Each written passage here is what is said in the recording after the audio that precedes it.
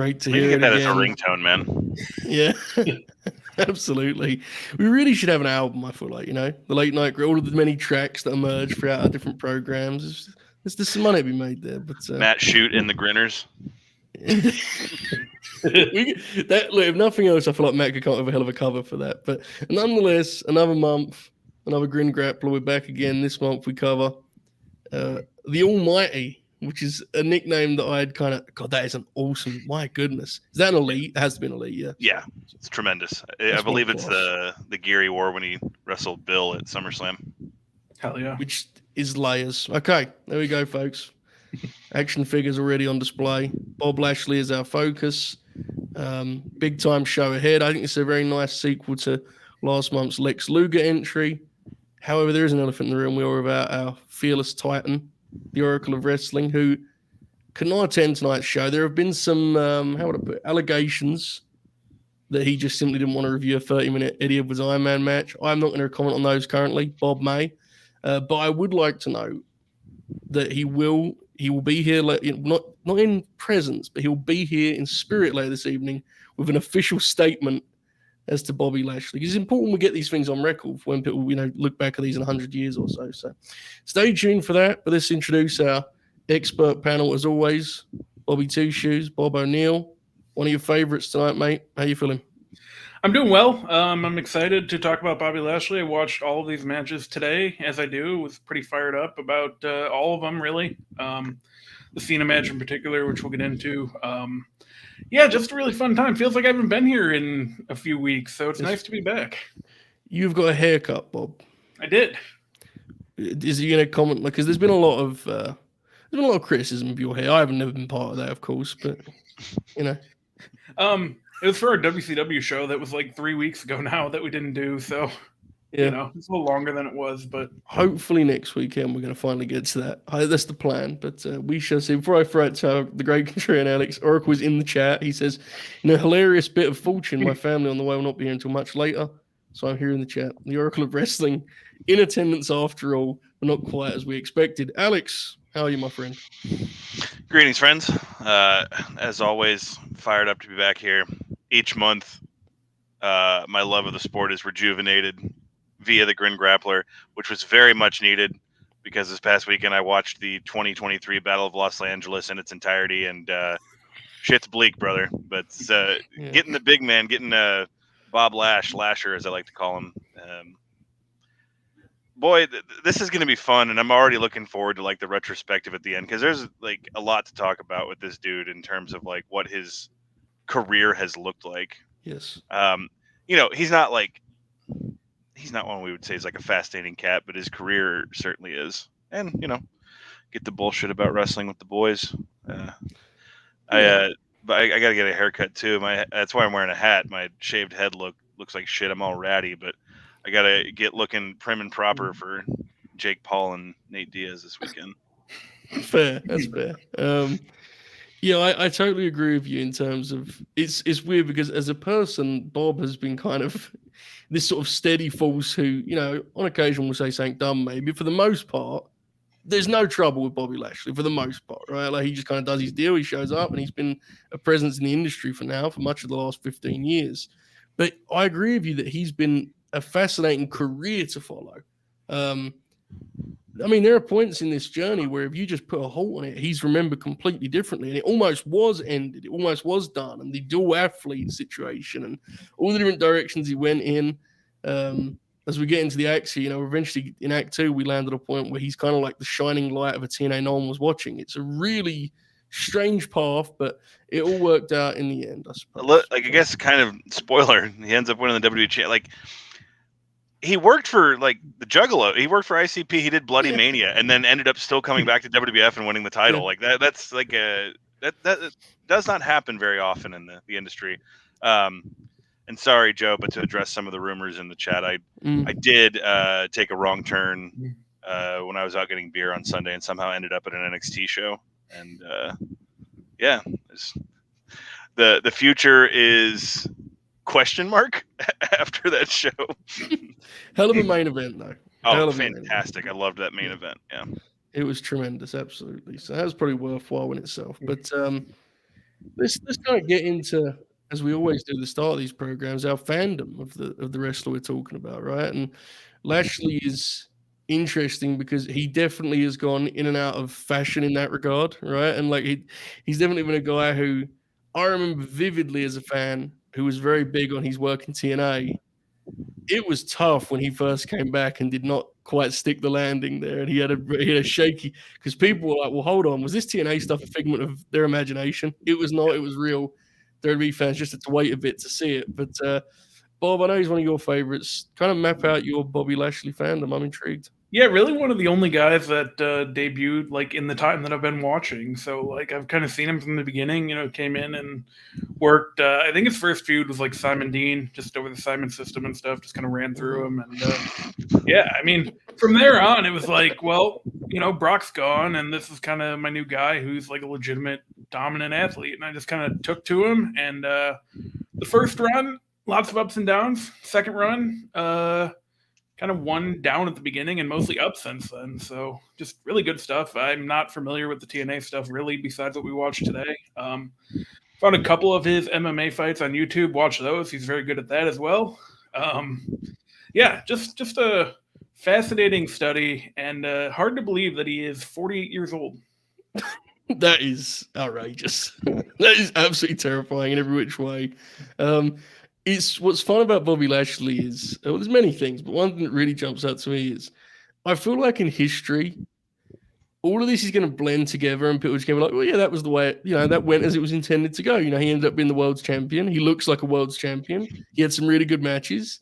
He had a great act with MVP, and the Hurt Business. I think will be probably this era's like Dangerous Alliance-esque situation that people like the smart fans of tomorrow will be like, wait, this was the coolest thing. And in reality, it was just like, what, 6 months?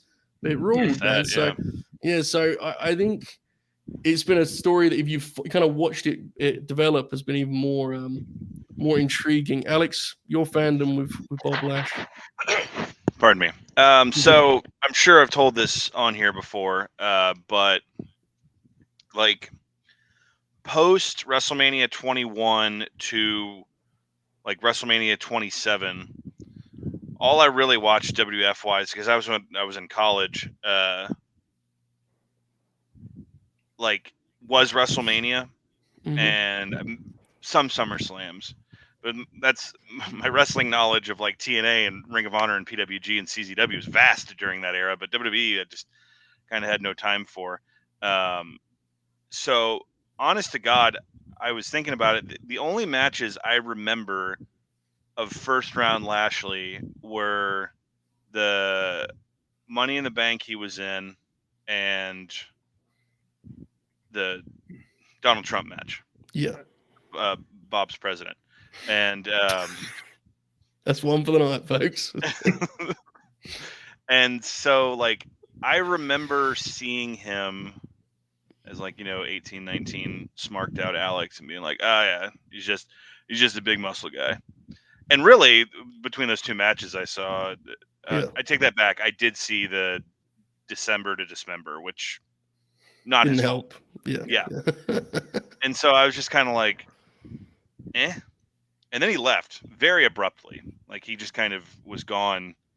And like, I think one of the matches we covered pretty soon after he was gone in the first run. And so I remember he was in MMA because he was in Elite XC. I remember when he made the transition because he had like legitimate credentials. And so I remember more of his MMA career in the early years. And then he ended up in TNA.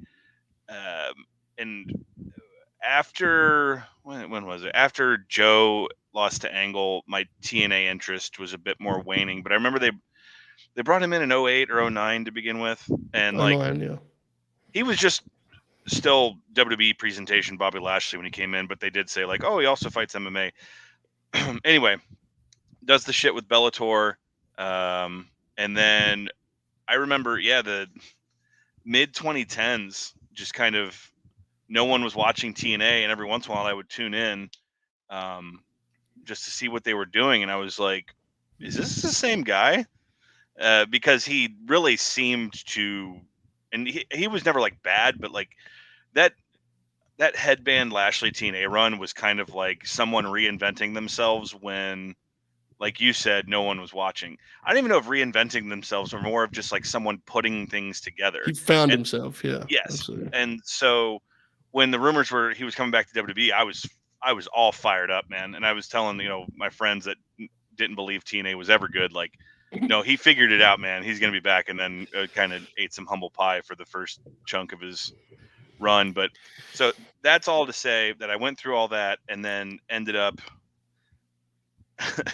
a few cocktails deep at SummerSlam 2021 in Vegas, screaming until I was hoarse, just cheering for Bobby Lashley to murder Goldberg and his son, because he just to me became like the coolest wrestler, because he was like his attitude and the way he carried himself, and his finisher was a full Nelson. Like he became to me like one of my favorites to watch. And like today, like that was one of my biggest kind of bummers about Mania this year going into it, was Lashley didn't have a match, because he's just so fun to watch in a way that is he has become so fun to watch in a way that's like timeless. We talk about Walter and those guys that always have like any era it could work, and yeah, Lashley, he spears people, puts them in a full Nelson, and he flexes, and he's got a tremendous rack, and yeah, he's just a hell of a performer, man.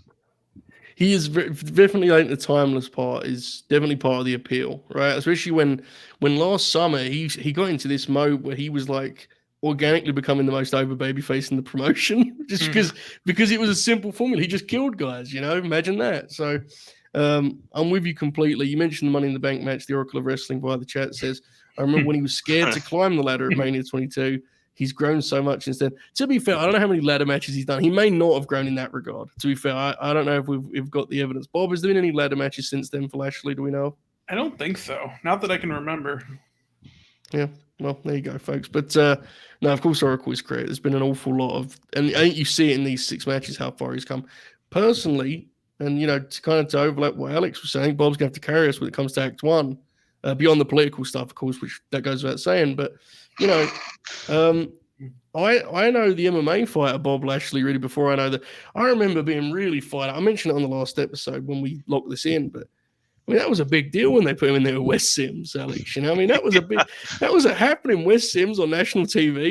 It was after the Ultimate Fighter. I mean, this was a big deal, and that was a big card too, man. I remember yes, that opened, and that was I think that was when Herschel Walker made his debut, and the main event was Zaromskis, who was thought to be like the next murderer in MMA, fought Nick Diaz, and Diaz just beat the shit out of him. And wasn't that the one that also had Melvin Manhoef against Robbie Lawler? I think that was on. It may well have been January 2010. That makes sense, yeah. Which is one of the more violent fights in the history of combat sports. We're going to veer off a few times, dude. But I was familiar with that, and I remember the big thing with Bobby as an MMA fight was they were always trying to drum up interest in the Lesnar fight, right? They always wanted to kind of make that a thing you thought of, even though it was never even really a vague possibility because they were never in the same place. But that was always the direction promotion-wise. And I think it's fair to say he ate some humble pie in that regard. He lost to, was it Chad Griggs? Yeah. I went. We'll circle back to his MMA record when we do our little in between. But yeah, that was his first loss, and he had one other one that he ended up avenging. But yeah, that was Griggs was maybe the most legitimate guy he fought, because Griggs went on to the UFC, and he was, but people didn't know that at the time, right? He was just this kind of goofy-looking guy with mutton chops, and Bob got tired, and that was the end of that. And I remember people kind of dunking, and he ended up having a really nice career in MMA, obviously, relatively speaking. But TNA was where it all came together in the second run. The first run is really no kind of run at all. I'm going to kind of detail some of that later because it's actually ridiculous how that panned out. But the kind of trend that emerged in TNA that followed him in WWE was this deal where the secret sauce of Bobby Lashley is you put him with MVP. And it seems to transform him in terms of confidence and so on and so forth. And so that was what happened in TNA. And unfortunately, he came into TNA when everyone was leaving. And so it took a while for him to get his due. But he had a legitimate nearly 4-year run there, which at that time became unheard of because that was when everyone was getting their pay messed up. Everyone was leaving. And he made it his home, and he did a fabulous job. And we're going to cover some of those matches here today. So that was when I became a big fan. I got very, very mad when it was explained to me that we had imagined that run. And he was actually bad still when he returned to WWE. But eventually, The Leo Rush act got him moving in the right direction. And then the MVP thing, once again, that was when it began to click. And someone said it to me earlier on Twitter. I think it was Frank tweeted me earlier and said he doesn't get enough credit as one of those guys who did an awful lot of good work in the pandemic. You know, we often cite, we have these list of wrestlers that kind of helped us all get through that time hilariously. Bob Lashley was awesome in that time. That's when he really got rolling. He won the belt in the Thunderdome. So we'll get into that in more detail. A simple wrestler in terms of acts, it's fair to say, right? Act 1 is the first WWE run. Act 2 is the big TNA run. And Act 3 is the return to WWE. We will have our detours along the way, but I think it makes some sense with that in mind to get into things. So Act 1, we begin with No Mercy 2006, which is a classic B pay-per-view scenario in which you're trying to save your big singles match. You say, oh, fuck it, we'll just do a 4-way. It's a tale as old as time. It's the way wrestling works. This is about a year removed from his debut on the main roster. Bob, is there anything you think is relevant to Lashley's story that you'd like to clue us in on or remind the people of in that year that stands out? Not really. Like I said, I mean, he started with Simon Dean and was just kind of running through guys and just kind of being established as this new kind of big dominant guy. He ended up in the Money in the Bank match at WrestleMania and then, got involved in the kind of feud that he ended up with at No Mercy because he was in the King of the Ring final against Booker and he lost. And then they just kind of kept feuding all summer. And kind of all the top SmackDown guys feuded that entire summer. And that's kind of how we arrived there. Makes sense to me. Before we get into it, shout out to Cody, who resubscribed with us for 13 whole months. Said, good evening, grapplers. Good evening, Cody. Appreciate the support, mate. All right, No Mercy 2006. We have Lashley is in there with Batista, King Booker, and Fit Finlay, which is an insane main event scene for a range of reasons. This is in the midst of Fit's hilarious rest of the year campaign in 2006 after kind of just sitting around for a while. The backstory here that I kind of pieced together watching parts of the pay-per-view that we will not get into, Alex, was that Finlay had been part of Booker's cult, and Regal had been given the task of keeping him on board, and that had failed to happen. Basically, that's a kind of in a kind of a conflict, and Batista is the top babyface of SmackDown. That's where they're headed. This is a mere stop along the way. Alex, I'm going to assume you'd never seen this before. That's a fair assumption. Like I was saying, just due to my really lack of knowledge of this area, it is always it's what I'm trying to get to is I never fully got the Batista thing because I was kind of out when he became the guy. I watched that WrestleMania, but so it's cool to me to go and watch these matches where he's clearly the top babyface on the show. It's it's Drax. Absolutely, indeed it is. That's probably the general kind of response to him now. So fair enough. But so going back and watching this, Alex, what did you make of it, mate? It's a lot of fun. It's almost for the time a sprint because it's the tried and true WWE multi-man match model of two guys wrestle while X amount of guys are on the outside of the ring, but it moves pretty fast. I thought it was poignant because right before the match, Batista and Lasher have a face-off, and it's just awful stilted delivery. It's poignant because of how it comes back around, where Lashley's now really good at delivering, what he has to say. What else? Lashley, man, this and the second match we watched, he was an excited young man to be in there. He was so fast, and to the point of whoa, brother! I'm surprised. No one. I'm sure they tried to tell him. I'm sure that's Michael Hayes or Bruce Pritchard's version of history. We tried to tell him, but there's some really good action. Did Batista regularly use the jackhammer during this period? Because that kind of made me pop. It was awesome. Yeah, Bob, are we familiar with this? No, not really. Here and there, but it wasn't the spinebuster Batista bomb that he would use a lot more. The best part of it here is he hits it and Michael Cole goes vertical suplex and JBL begins to yell, jackhammer! It was a jack. He seems so mad at Cole at that point, which is tremendous. Dude, JBL on commentary is something I do not really miss. Just what you bastard when Finlay lays out Booker, and so the King Booker thing is another celebrated character that that kind of explained it. I always wondered how he became king, but he won King of the Ring. So, and Booker's objectively hilarious. So he kind of my understanding is this match doesn't have like the level of histrionics that the King Booker character really did, but I thought it was really enjoyable. And like I said, it's kind of surprising for the time period, because you think of the mid 2000s WWF main event style as kind of slow and plodding, quasi late 90s WCW main events. And so I had a lot of fun with this. I don't miss the Hornswoggle thing. I never thought that was funny, where he just would hide under the ring and come out. The finish is kind of silly.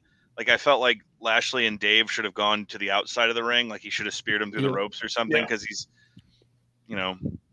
we suspend disbelief far enough. We shouldn't just see him like this close, like reaching over trying to break up a pin. But it is one of those matches you read on paper, you're like, boy, I wonder who's taking the pin in that one. But it's easy to see here too, and y'all said it was about a year after his debut. I mean, I always remember, like, my WWE friends that watched it told me about this Bobby Lashley guy. Like, he's kind of anxious and green, but there's something there. And wasn't that the story? Did Cornette tell it, or somebody, that they had to hide him the time that Vince came to OVW because they didn't want Vince to see him because he wasn't ready for TV yet? Yeah, I believe so. There's very much like the conclusion now in hindsight is very much that he just simply didn't get a chance to learn. He was just kind of thrust into it and like, good luck. Well, that's which why is, he's a commentary. so frantic and stuff. But yeah, really enjoyable. I did, because you have to fast forward on Peacock, and it has a little like preview window at the bottom.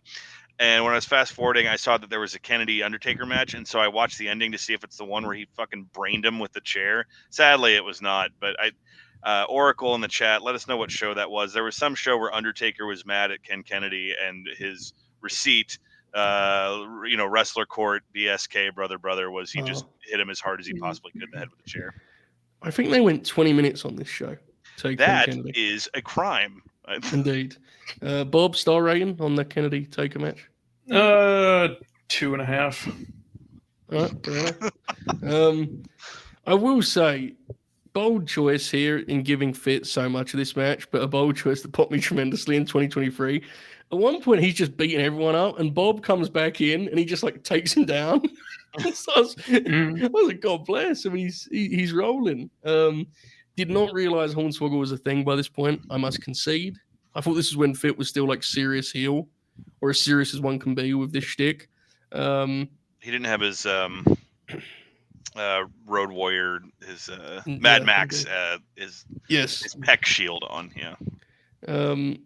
The Batista Bobby's kind of standoff doesn't get the reaction they want initially, but they get some nice physicality. And the close, while I agree with you on the finishing in kind of concept, the execution on that spear is incredible, isn't it? When he hits the Batista and he stands up, my goodness. It's a beautiful shot too, because it's just a hard cam, and Lashley literally flies in out of nowhere.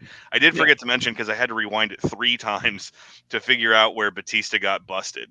He pushes him into the ropes, and basically just Lashley pushes his head up too fast, and they clonk each other in the head. But he, for a second there, man, he was pouring hot, and Batista, big jack dude, screaming while he's bleeding. I'm just like, yes, more of this.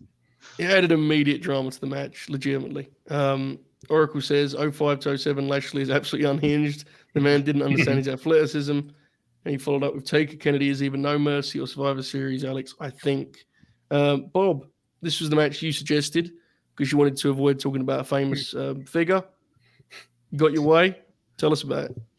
Yeah, I like this match quite a bit. I think I like the 5-Way of Vengeance a little more, but it would have been dumb to do back-to-back pay-per-views for this. So, I mean, it's fine. I like the Lashley Batista thing was kind of a bummer though, because they never go back to that. So Lashley goes to ECW, and then by the time Batista gets back, Lashley's gone. So it's like that would have been really cool to see. But other than that, it's a good showing. And yeah, I think kind of like Alex said, it is kind of the standard WWF Fatal 4-Way. There's always something going on. It's a lot of fun, and this is one of the times, probably not here should Lashley have been the world champion, but there are times throughout 2006 and 2007 where you could have just done it, and they didn't. And that's a bummer too, but... The next one is probably the most notable, I think, right? The next match we're about to do. Anyway, he did become world champion. He won the ECW belt. That's true. That's true. Well, follow the product. Look, it's a nice multi-man match. They mostly protect Bobby, right? And they give him spots where he can shine. And to Alex's point, his stuff looks great when he's doing it. He's charging into it like he's on like a there's a stopwatch waiting for him. You know, it's outrageous the pace at which he's going. I would have assumed they paired him and Fit on a lot of these house shows at the time, because if not, that was like an open goal, right? So we see kind of the development in that regard of him as a worker, and you see the flashes here. I mean, there's obviously a lot to work with in terms of just the raw ingredients, but it's a good multi-man, especially if you're a Fit Finley sicko. You get to see him working over 3 legitimate top guys for much of the match and just kind of just operating as he does as Fit Finley. So a good time here. And there is nothing else notable on this pay-per-view that Alex and I have discussed in a private arena. So we're going to leave that there. All right. If you're watching this match, maybe start it 20 minutes before it starts. Yeah, maybe. Just to get the build-up, you mean? Yes, Yeah. Nothing before it. There's long entrances, folks. All right, so just 2 months after this is when he claims the aforementioned ECW title. Bob, how does he get on ECW? It was a really dumb thing where I think he just kind of jumped over. Like, I don't remember if it was one of those like battle royals or whatever. Because Survivor Series, he's not. No, because Angle leaves, so they need all the help they can get on ECW. So they just kind of sent him over there. And by the time December for Dismember rolls around, Paul Heyman is out of favor, and Vince is just going to go with Lashley. So he's got the ECW title now. Is this when they had SmackDown and ECW had a talent? What was it called? The talent sharing thing. What was that, Bob? You know what I'm talking about, right? Yeah. Wild card. Kind of the wild Not card. quite. Yeah. Not quite. They did that for a little bit, and then they just kind of left ECW to be its own thing, and they only had like 10 guys on there, and they just all wrestle each other every week. But oh shit, this show was 2 weeks after Angle jumped. I didn't realize it was that close in proximity. Cage match. This from No One Goes. Cage match says he worked Finley a mere 47 times in 2006. That's good. That's real graps right there. Okay. There we go. So he claims the ECW title. Of course, that does him more harm than good, because he is kind of becomes the face of what happens to that ECW brand, specifically at Death Before Dismember, right? December. December. I'm doing the Ring of Honor show now. What's wrong with are. In Trenton, New Jersey. Yes. It had one of the coolest posters for a wrestling show ever, because it looked like an 80s horror VHS box cover with it was the chimney with the snow, and it was Sandman's arm coming out of it with the kendo stick, I think maybe wrapped in barbed wire or some shit. Man, you want to talk about, obviously anyone involved would never be on it, but that would be a dark side of the ring I would want, is the December to Dismember pay-per-view. Because man, I don't know how close you were following Joe at the time, but like the ripple effects of that, and like the rumors that were circulating, and that's basically when Heyman left until Brock came back, right? Yep. There's a pretty good Paulie's documentary gets into his part of it pretty well. It's broad strokes, but it does get into, because that's kind of the whole story, is this big alleged like private jet shootout between Paulie and Vince creatively, right? Is like this is the way it's kind of described. Stephanie too. Everything I've read with Stephanie was always, I know what ECW is. This is what Oracle brings it up in the chat. The belief is that Punk was going to eliminate Big Show. That was going to be first, segment. Right? He was, yeah. And the idea being the people would say, we're going to get a new champ, and would get all excited, and then Punk would become the champion. And Vince obviously felt that instead Bobby Lashley should topple the big giants to close the night as a triumphant hero. I think it's fair to say that backfired on Bobby, and he became the face of the worst pay-per-view. And so it is what it is. It's funny you say that, and then like the disaster that was the 2015 Rumble was 10 years after that, and Vince just still thought this guy's got to conquer the Big Show, baby. Was it Test or Bob Holly they replaced Sabu with? Bob, I think. Yeah, it was Holly.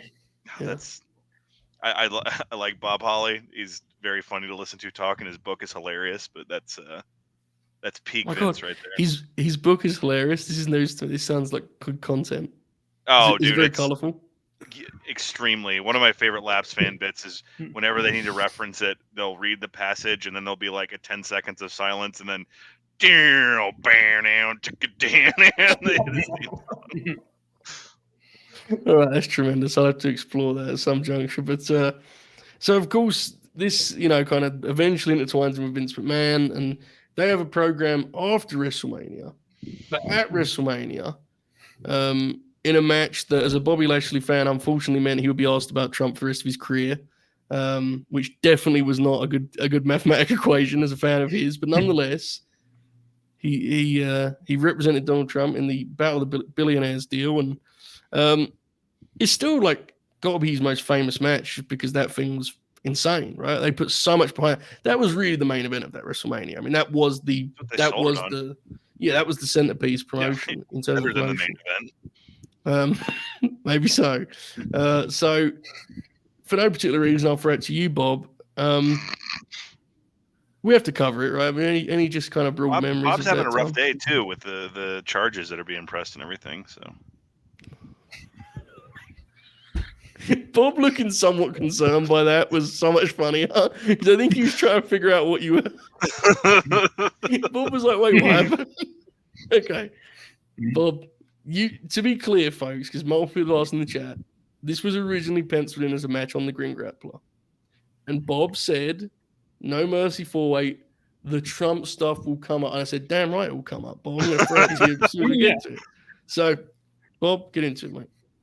I mean, it was in my Act 1 honorable mention, so it was going to come up eventually. It's a good match. Like, I wish Lashley and Umaga would have actually gotten to have an actual proper match, because every time they wrestled after this, it was, Vince and Shane were involved, and it was a whole thing. But, like, the match itself, just as far as those two go, is good. Like, all the extra stuff, it's aged tremendously poorly for a ton of reasons. But it is kind of real in 2007. If we're being honest, Yeah, right? like, and they did put a lot behind it. Like, they did these videos where, like, all kinds of mainstream people would chime in on who they thought were going to win, and dude, the press conference face off of Vince and Trump with like the 23 logo behind him, brilliant. I mean, it's real graps. I mean, it is what it is. I mean, Trump we does don't like watch the shittiest tackle I've ever seen on Vince. But then he potatoes the fuck out of him. It's such a funny clip that, like, I wish that guy hadn't become like one of the worst things that ever happened to the world.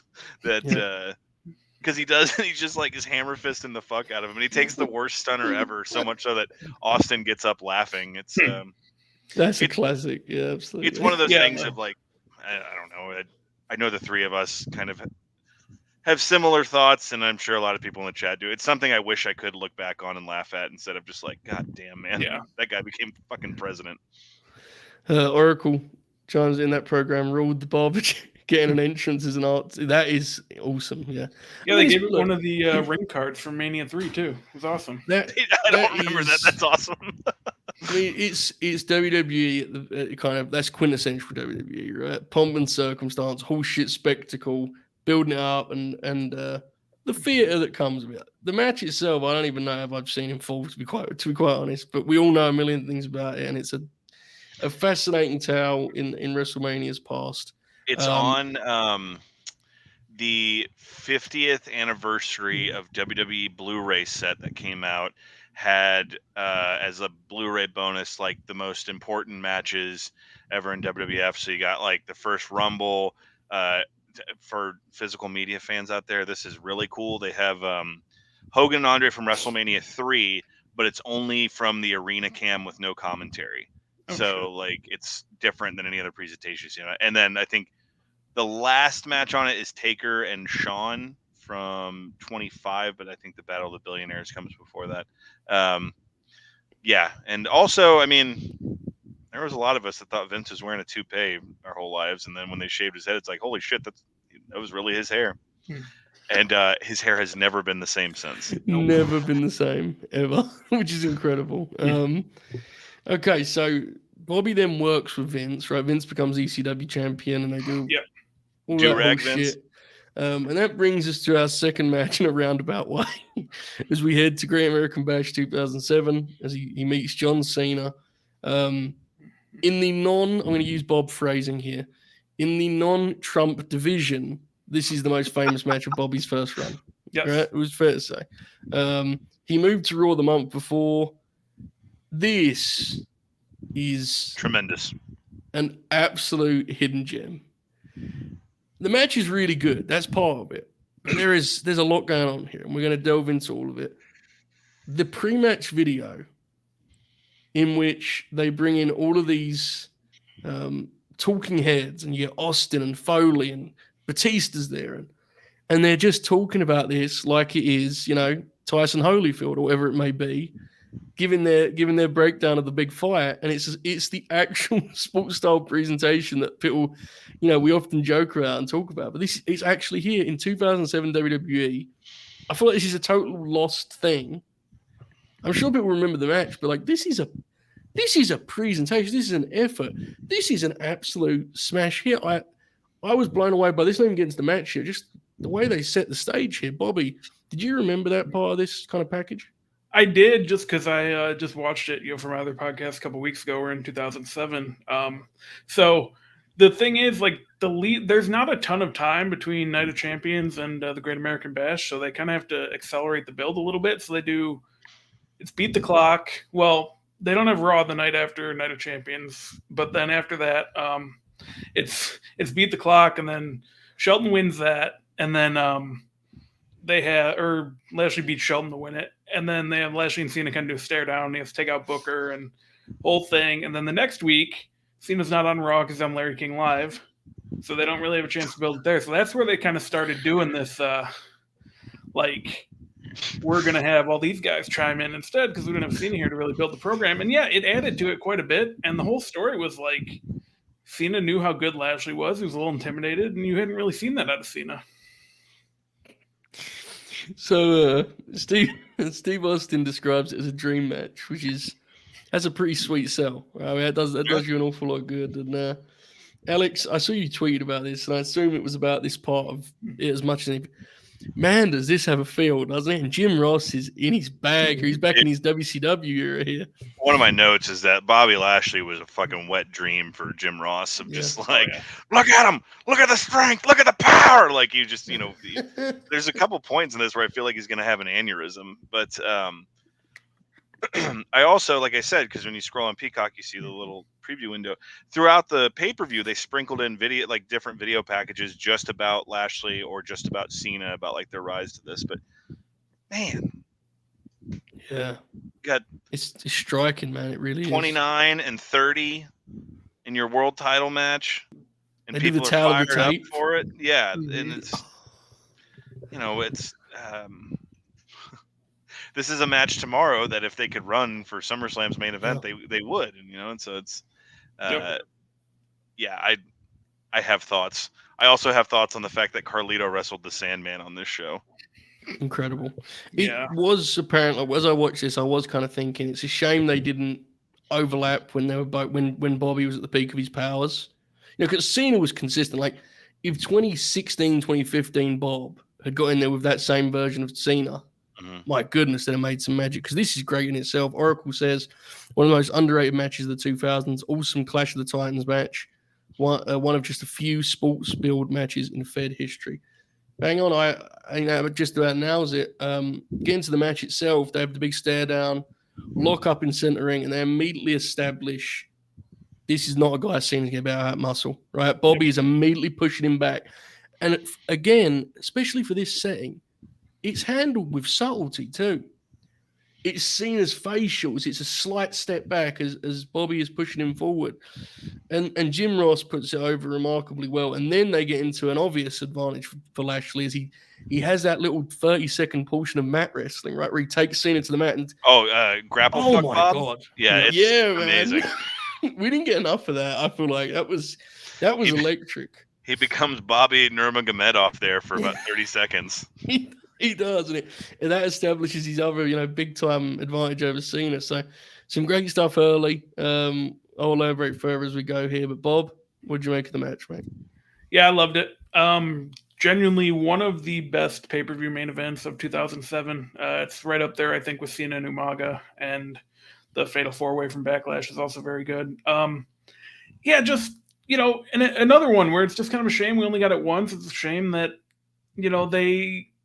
when Lashley came back, he tagged with Cena at the show in Australia, and I think that's the only time they've interacted, which, whatever, it's for the best, I guess. But just there's so much that you watch of his first run where it's if he came in 3 or 4 years earlier, there's so much more he could have done. It would have been so awesome. But just focusing on this match as it is, though, it is definitely his best match, I think, from an in-ring standpoint. It's one of his best matches ever, to be honest, mate. Yeah, really, yeah. It feels like he's kind of got it all together, and it's a real bummer that it's his last pay-per-view match on WWE for 11 years. When did he leave after this? So he gets hurt in this match. Yeah. Okay. And then Kennedy takes him out on the Raw the week after.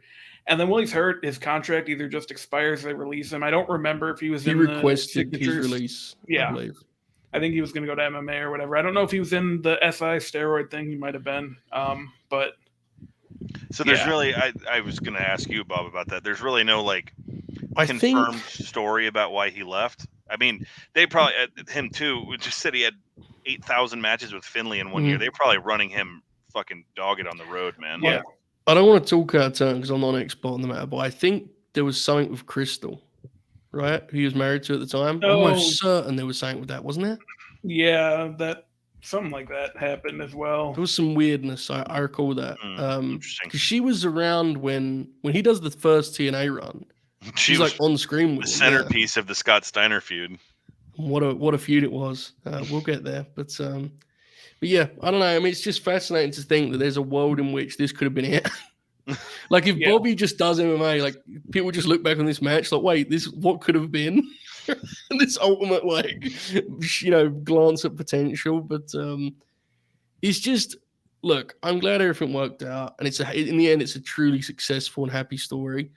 But when you watch this, it's what if WWE wasn't such a unnecessarily complicated promotion, and Bobby Lashley existed in a promotion that always presented wrestling the way this match does? What an absolute megastar he'd have been!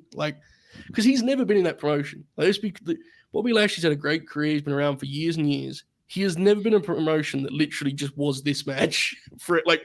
He's never been in that, but he's adjusted, and you just kind of. It's always puzzling to me when you see how simple wrestling can be as this match. Someone in the chat said, imagine Bill Watts getting his hands on him. He would have been beating the shit out of people in bars and Yes. Also, Muskogee and whatnot. Oh, Ben in the chat. Booking some Bob Lash, Tim Thatcher here. So beautiful stuff. Alex, what did you make of the match itself, mate? I have many feelings. Prepare yourselves, gentlemen. Okay, I didn't know they gave Lashley the Brock Pyro. I laughed out loud at that. So what was the idea? Was Lashley just there to be the new Brock? He just had the plain gear, and he was.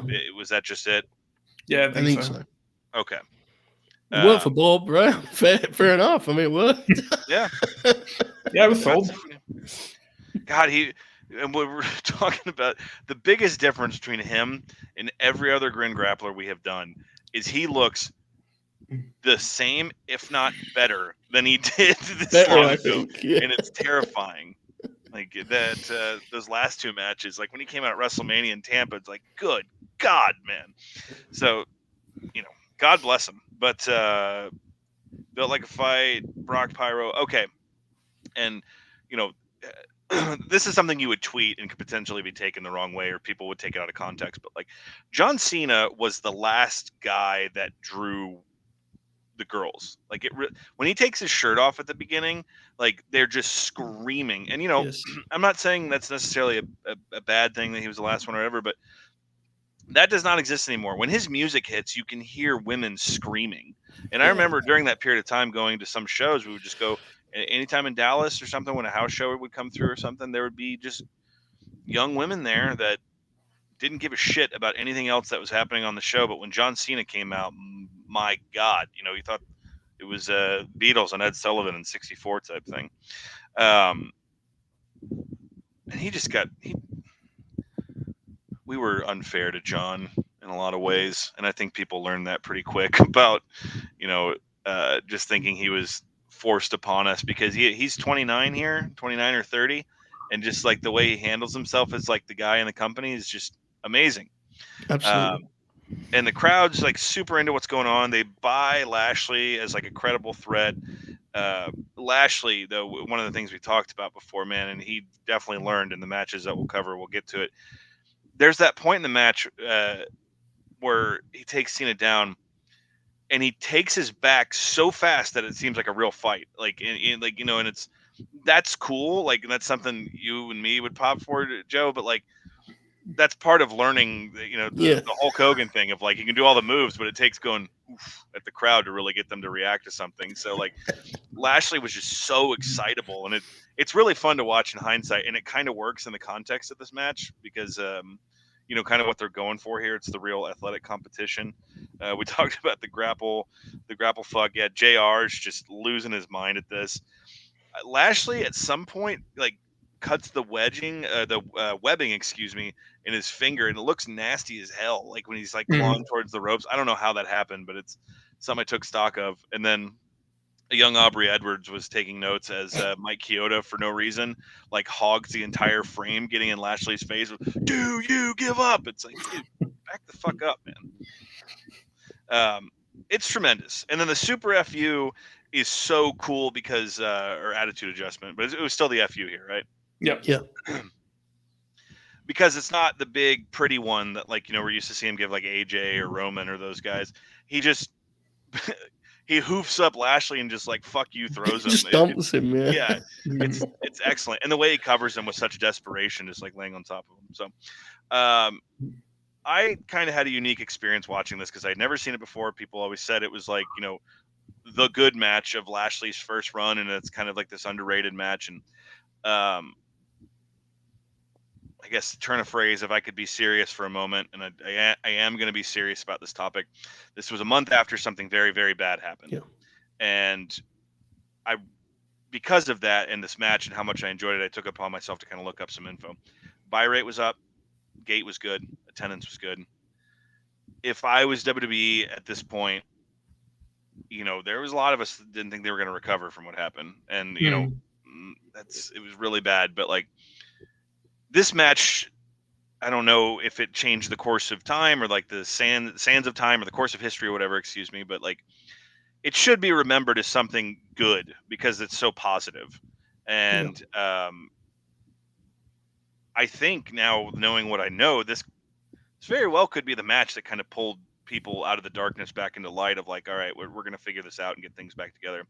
And then also just watching it through 2023 lenses, excuse me. There ain't nothing like this. There can't be. With the way the industry exists now, there cannot be.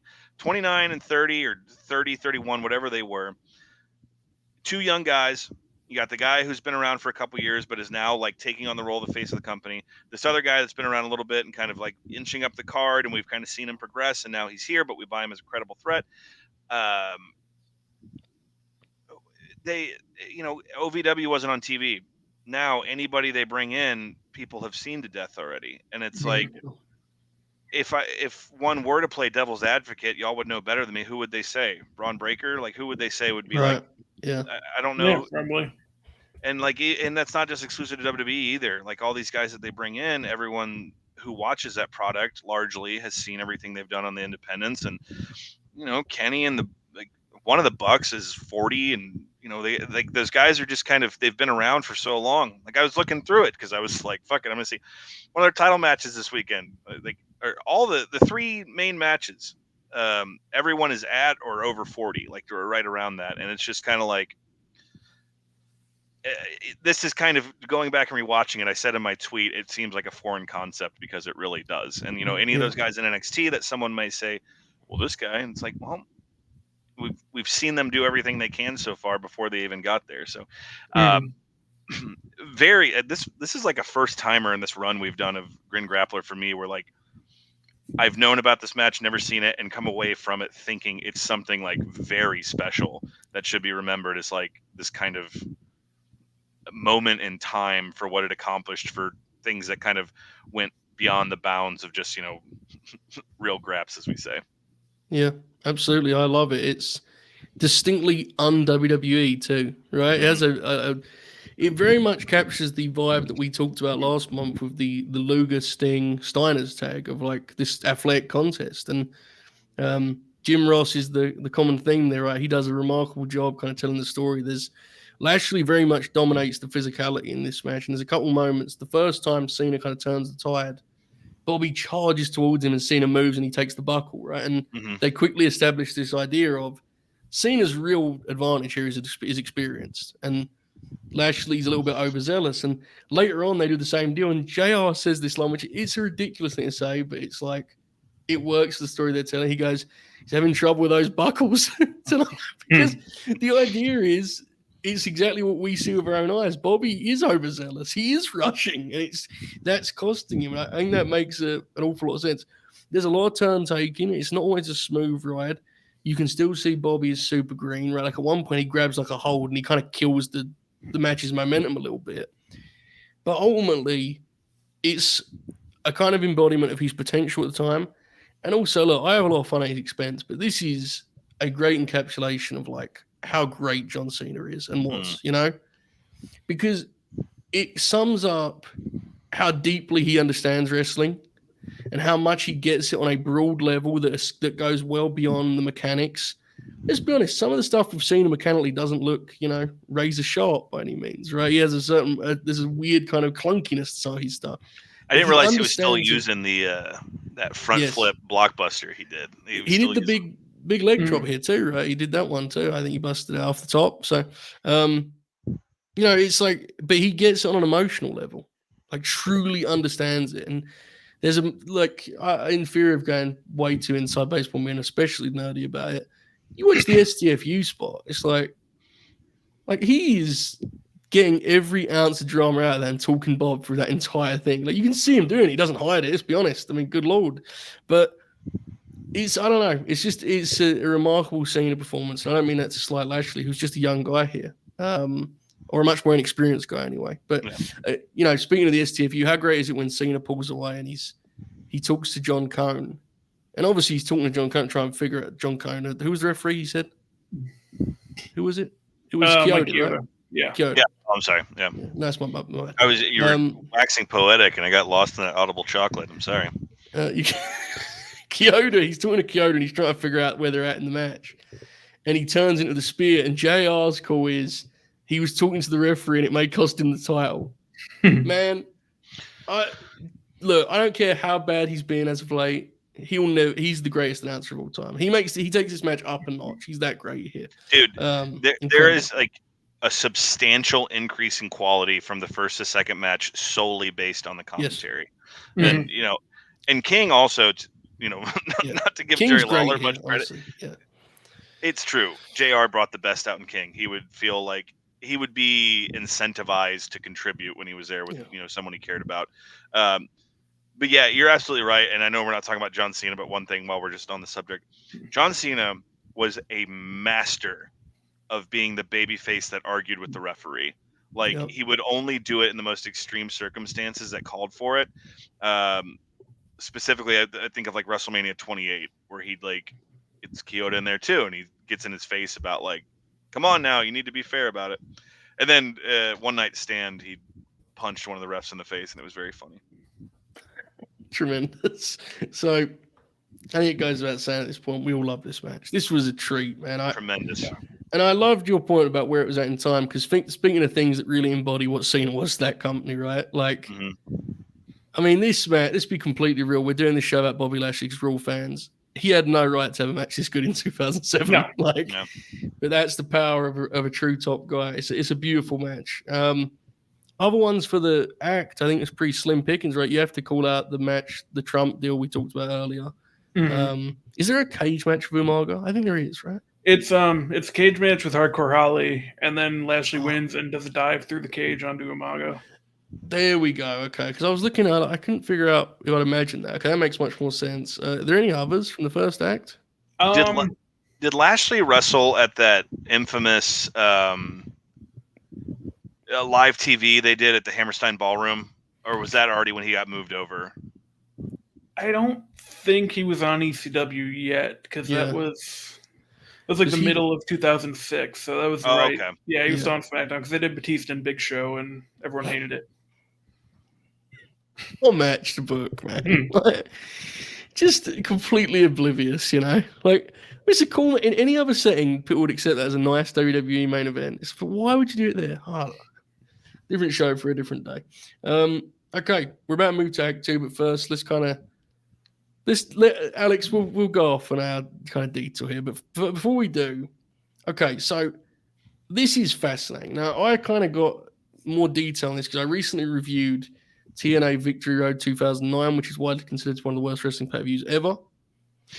And on that show, I got clued in on some Lashley business. I'm going to try my best to explain. In the lead up to Lockdown 2009, which is when Mick Foley became the world's champion, TNA did their classic Dixie announcement. A former world's champion is coming to TNA. Okay. Yes. I tried to look at some of the names that were speculated upon. Taz was one who would come in on Victory Road. JBL was one because he retired at WrestleMania. I think some people thought he was going to go and be in the fucking main event Mafia or something. I don't know. It was, of course, Bobby Lashley. So the way they portray this is at the end of Lethal Lockdown, Bobby Lashley comes out, stares at the main event Mafia, and Kurt Angle begins to laugh. I believe that was it. As you do. 3 months go by without any follow-up on this whatsoever, and then they announce, we have signed Bobby Lashley, which is fucking awesome because he debuted 3 months prior. He comes in, he works Rhino in his debut. He does a match with Joe that was billed as MMA versus wrestling. That was at Bound for Glory. Yeah. Indeed.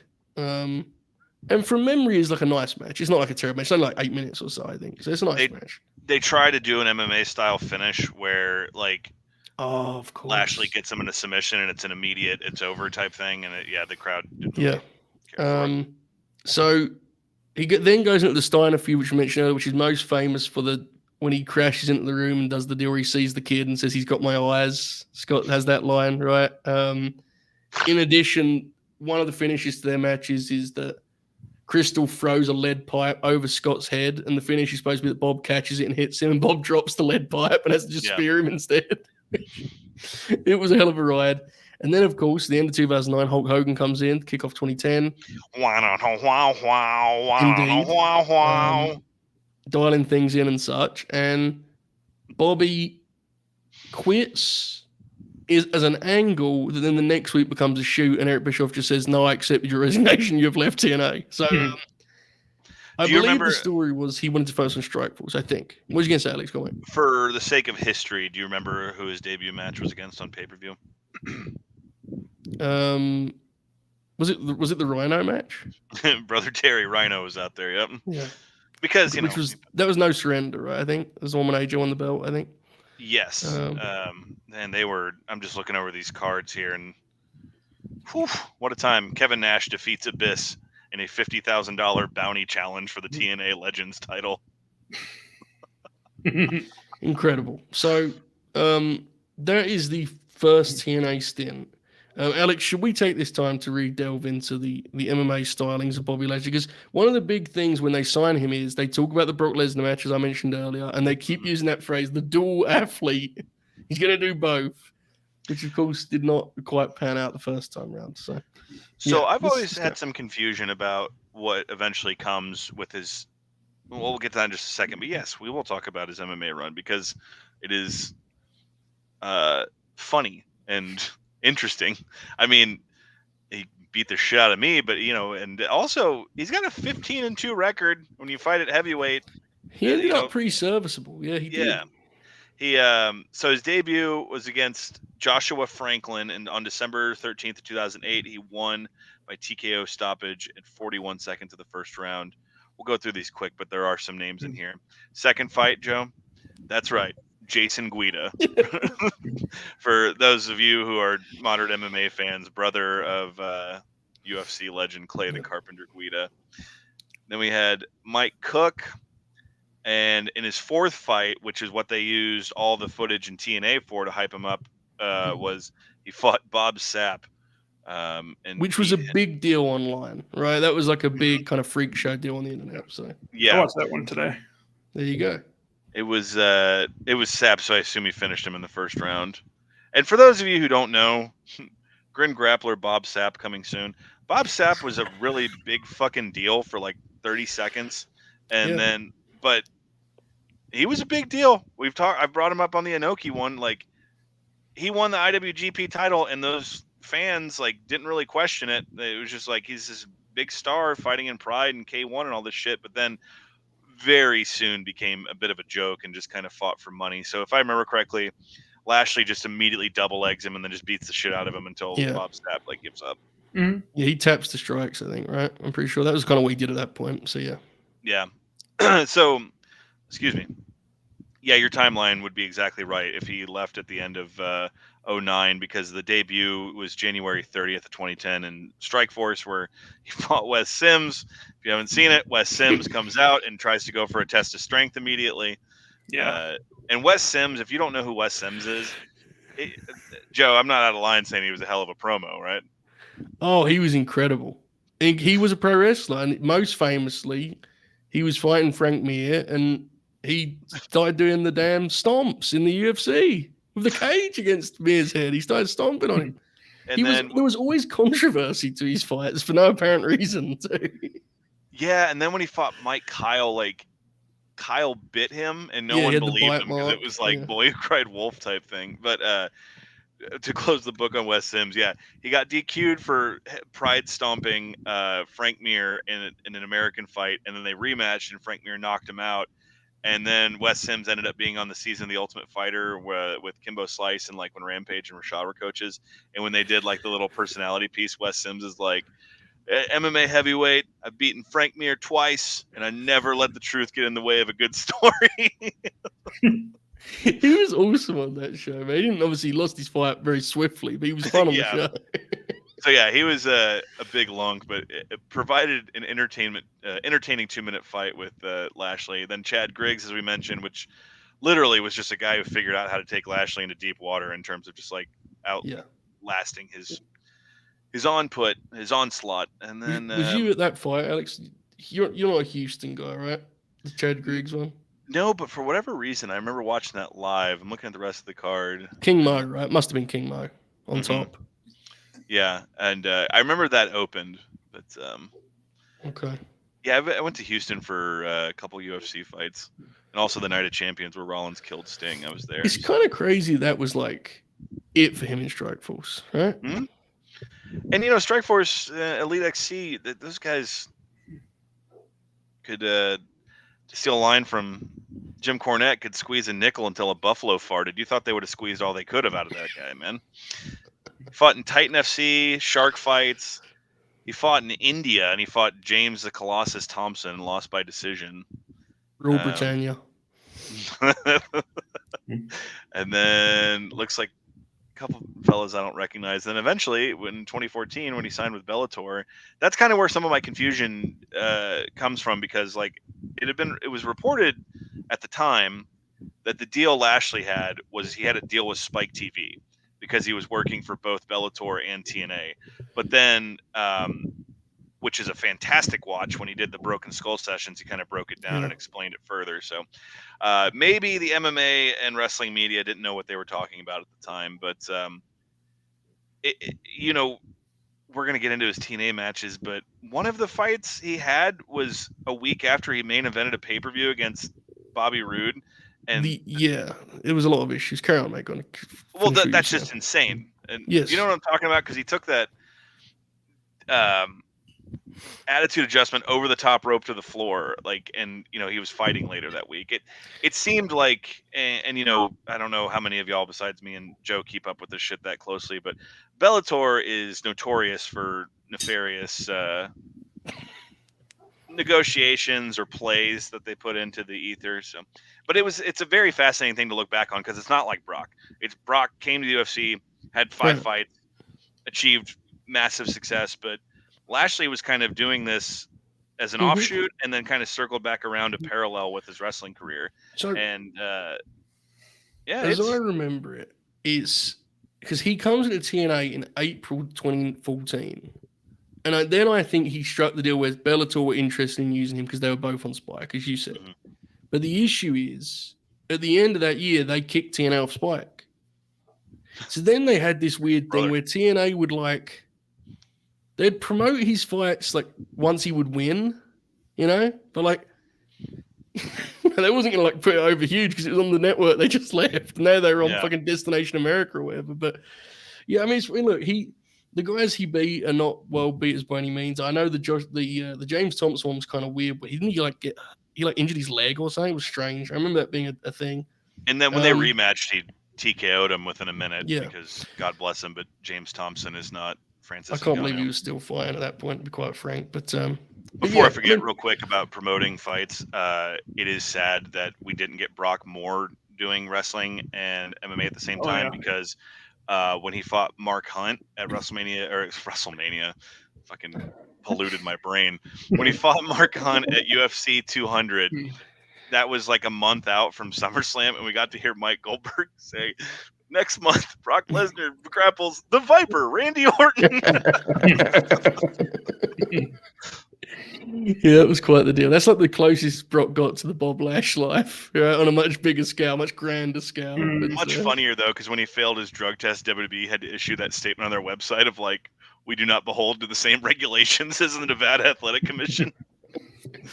Yeah, fair enough, really. I know that Bob's the big fight he always wanted was the Fedor fight, right? He was desperate for them to make the Fedor fight. There was a couple times, too, where people acted like that was a done deal. And Fedor, to me, is still the greatest fighter of all time. But at that point, 2015 Fedor, Lashley could have taken him down and just mollywopped him. That's the thing, yeah, because, I mean, Fedor's, in terms of just takedown defense and physicality, Bob would have been able to take him down by that point, So it's just...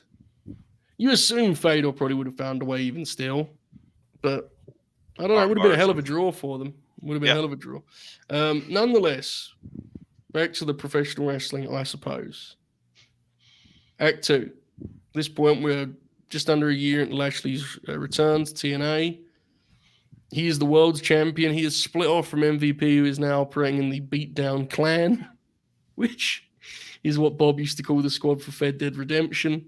And, and here he is as a babyface for a kind of all-star matchup. Opposite Kurt Angle, we're at Wembley Arena. It's a thin house by TNA at Wembley Arena standards, it must be said, unfortunately. Did you ever go to any of them? This is one of the few I didn't go to, I believe. Oh, okay. I was trying to think about it. I definitely wasn't at this one, but I'm pretty sure I was at the one after and before. So, because this was tough, man. I mean, 2014 was when all the guys left. Right, I mean, when AJ left, most famously. Were you at they one lost a few years deal before this? That was like a packed house. Yeah. Okay. Honestly, it was packed. I think 2009 through 2013, it was packed every year. 14 a drop off, and then this one, you could see it was dark in there, right? And it didn't help they did that. This was when they had that dreadful Josh Matthews and Taz in that fucking closet they were in, and the sound was awful. I mean, you couldn't even hear the crowd. It was terrible. So a couple of notes here. So this match was taped on January 31st and aired on March 20th, which is fucking incredible. When Bob comes out, Josh Matthews says something like, he's been the world's champion for 72 days, which in actual fact, he'd been the world champion for like 2 weeks, which is amazing. This is famously, if you're Joe Holbert, this is the last Samoa Joe TNA appearance, this very show, which wasn't known at the time, but once it aired 2 months later, was very much known. His last moment in TNA was chasing after Rockstar Spud, just as we all imagined. This is a first-time singles match, which sounds wrong, but I believe is right. That was one of my notes. I was going to ask y'all to confirm that. Yeah, credit to them. They try their absolute best to give this a big fight feel for 2015 TNA standards, and I think they do a pretty good job of it. I have many faults once the bell rings. Bob, you text me. You're very jubilant today. You like this a lot. Tell me about it, mate. Go for it. Yeah, I actually enjoyed it quite a bit. They do a little amateur wrestling to start, and then Angle gets the advantage early on, and then from there, it's just kind of Lashley taking it the whole way, and then the finish kind of surprised me. I don't understand why Lashley lost exactly, but, as the match itself goes, I enjoyed it quite a bit. I didn't know Kurt still had this in him at this time, and Lashley, compared to watching the first two matches, just to this, he's gotten a lot smarter and kind of more polished and well-rounded in the ring. I enjoyed it a lot, actually. Yeah, he's great. Just to explain the finish. So basically, one of their big ideas on Destination America, this is in the first month of their time on Destination America. Again, when it was taped, by the time it aired, third month into Destination America. But one of their big ideas was a kind of fairy tale, comeback for Kurt Angle. He cut a promo, I believe, one of the New York tapings about like, I'm back to be the world's champion one last time. And this is the culmination of that. And he eventually drops the belt to EC3, I think. That's something in a really good match, actually. They actually had a really good one. So yeah, he had a nice little 2015 before leaving in early 2016. So that's why he won. Sorry, Bob, was you going to say something? They pointed out that he's the only guy to ever win the WWE, TNA, IWGP World Heavyweight Championship and WCW Championship. So good for Kurt. The last one's a little bit of a stretch, but I came in at the perfect moment because that's one of my first notes is WCW champion. Fuck off. Yes, bullshit, fucking Josh Matthews. But anyway, Alex, a very positive review from Bobby. What did you make of it, mate? Sorry, choking on my own excitement over here. So I did enjoy how Angle got the Randy the Ram entrance there. I know they did the thing for Lashley too, but they kind of followed behind Angle. And I mean, Angle's the best place to start. Man, he was willing and he tried. It's just like, obviously it wasn't near where we would get a few years later. Him, that last match he had with Corbin was kind of tough to watch. And here he has what became like the typical TNA Angle match after that initial like rush died down when he was a couple years in, when he wasn't just make the joke of Perk Angle that everyone does, but like there was that time period where he was just unleashed. We talked about that Sting match on our Sting episode, and that he does a 450 double knee drop and then really hits Sting in the face with a baseball bat.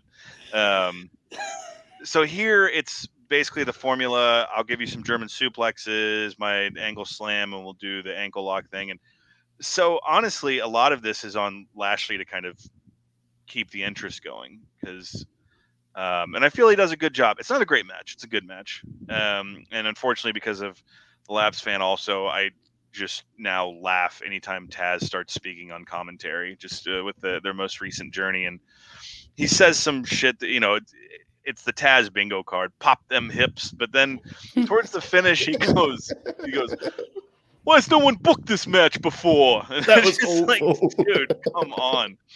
And Josh Matthews, I'm glad. I was afraid it was going to be like that new ring announcer WWE has that everyone loves, and I'm an asshole for saying sucks. Josh Matthews was awful as the commentator, man.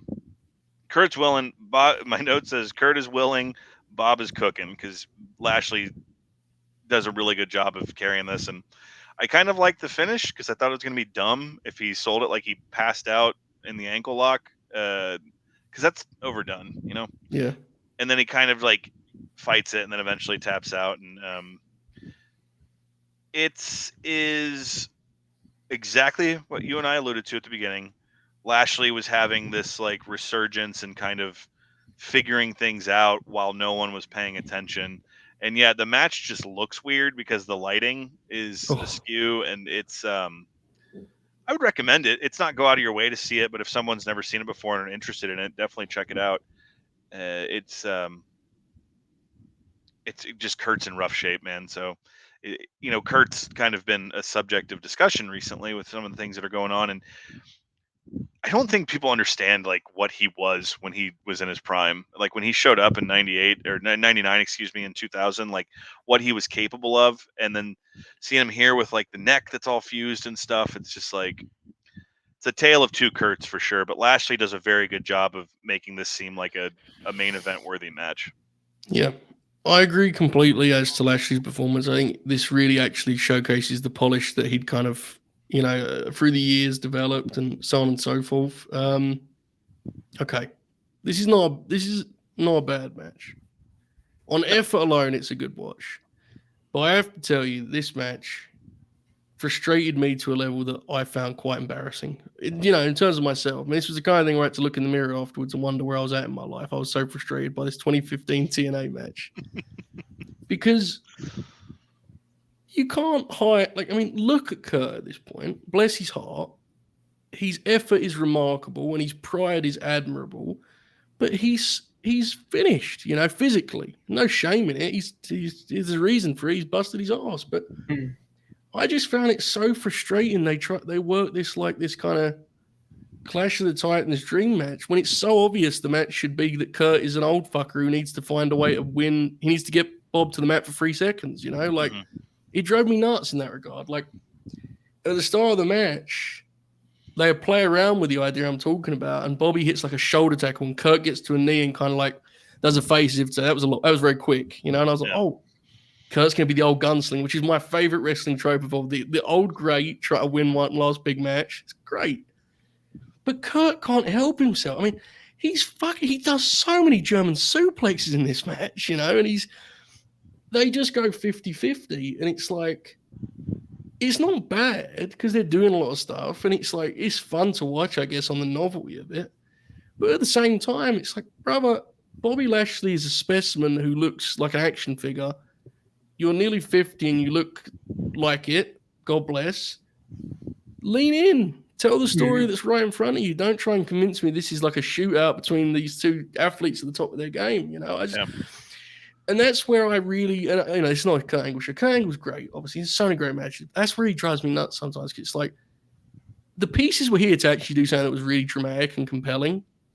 And instead, he just continued to stick to his formula. And it's like, this is the match I have. You know, we're going to do big move, kick out, big move, kick out. And it just, I don't know, it frustrates me on some level because I just feel like he could have, if Kurt could have tapped into that part of his brain, I feel like he could have had more interesting matches as well as the awesome like meathead matches where he just goes nuts, you know. And that's the saying that frustrates me with him. Even still, it's a fun watch. They work super, super hard. Bless Kurt, man. The effort he puts in for 2015 TNA on Destination America is ungodly. Bless him.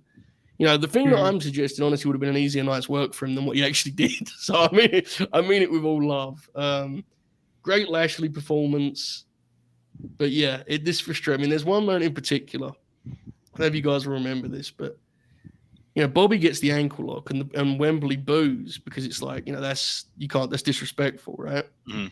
And Kurt snatches the bottom rope, stands up and does an angle slam before I could even like make a note of it. I looked up and he'd done an angle slam. I was like, gee, calm down, man. You know, I mean, there's no reason for this. Just take it easy a little bit. You're nearly 50, Kurt. Take it easy. But I don't know.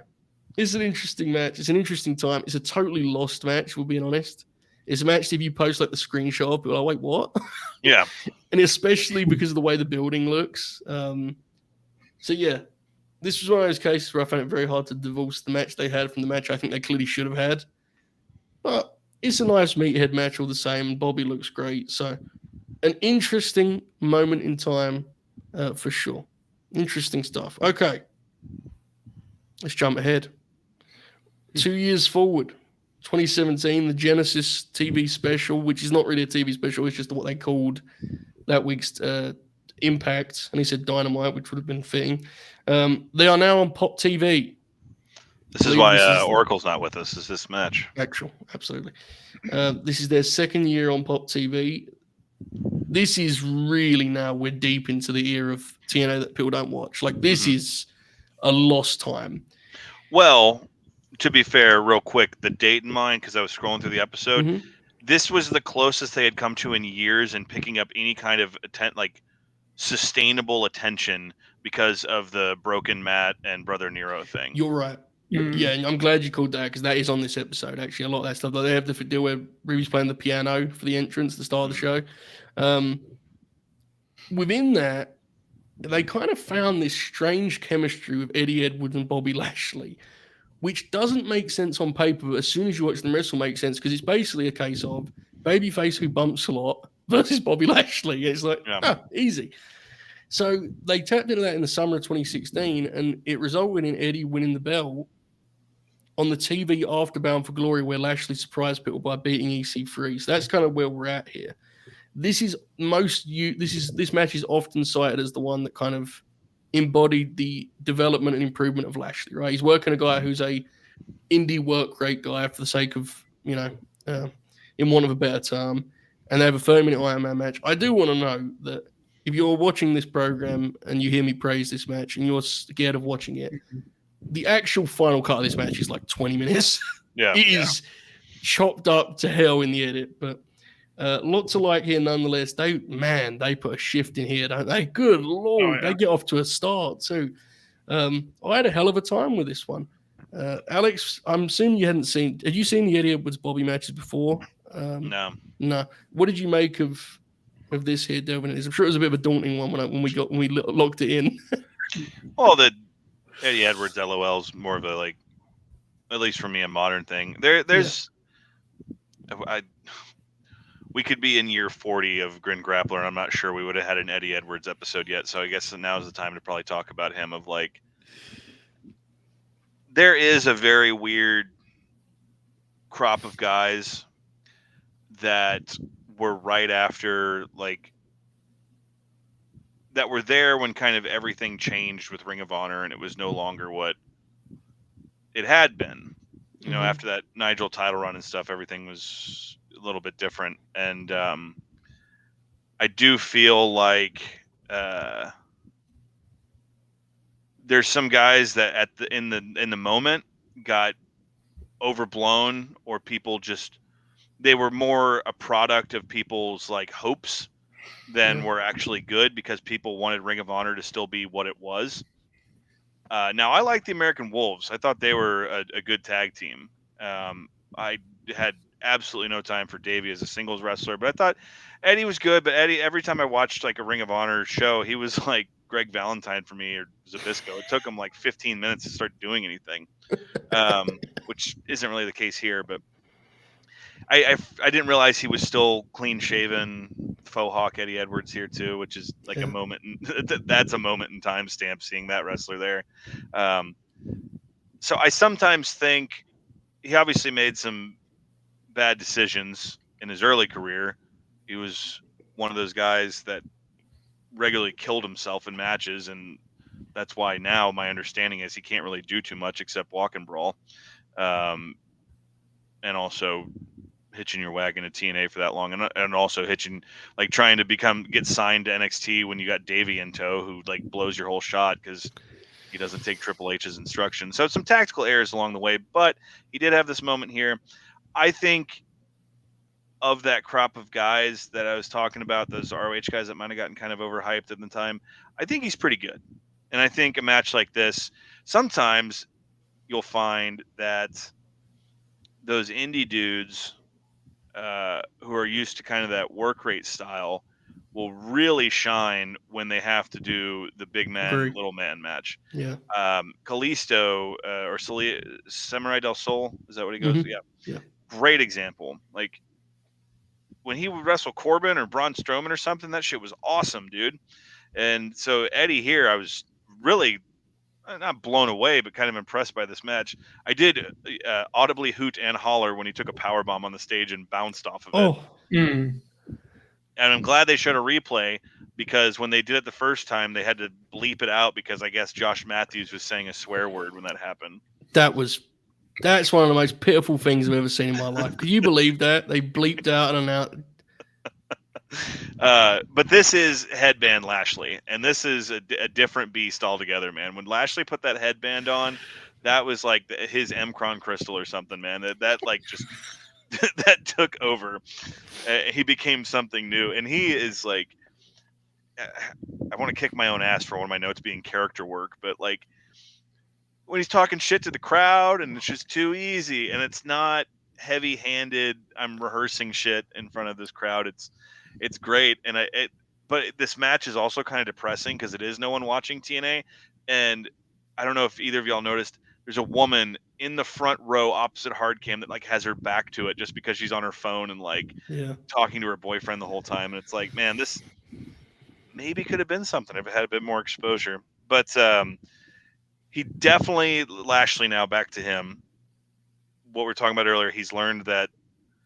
slow it down. Like when you get into like take a methodical approach to stuff, he does give too much. He goes up for too much here, and there's some match in WWE where he let Finn Balor powerbomb him, and I was like, dude, what are you doing?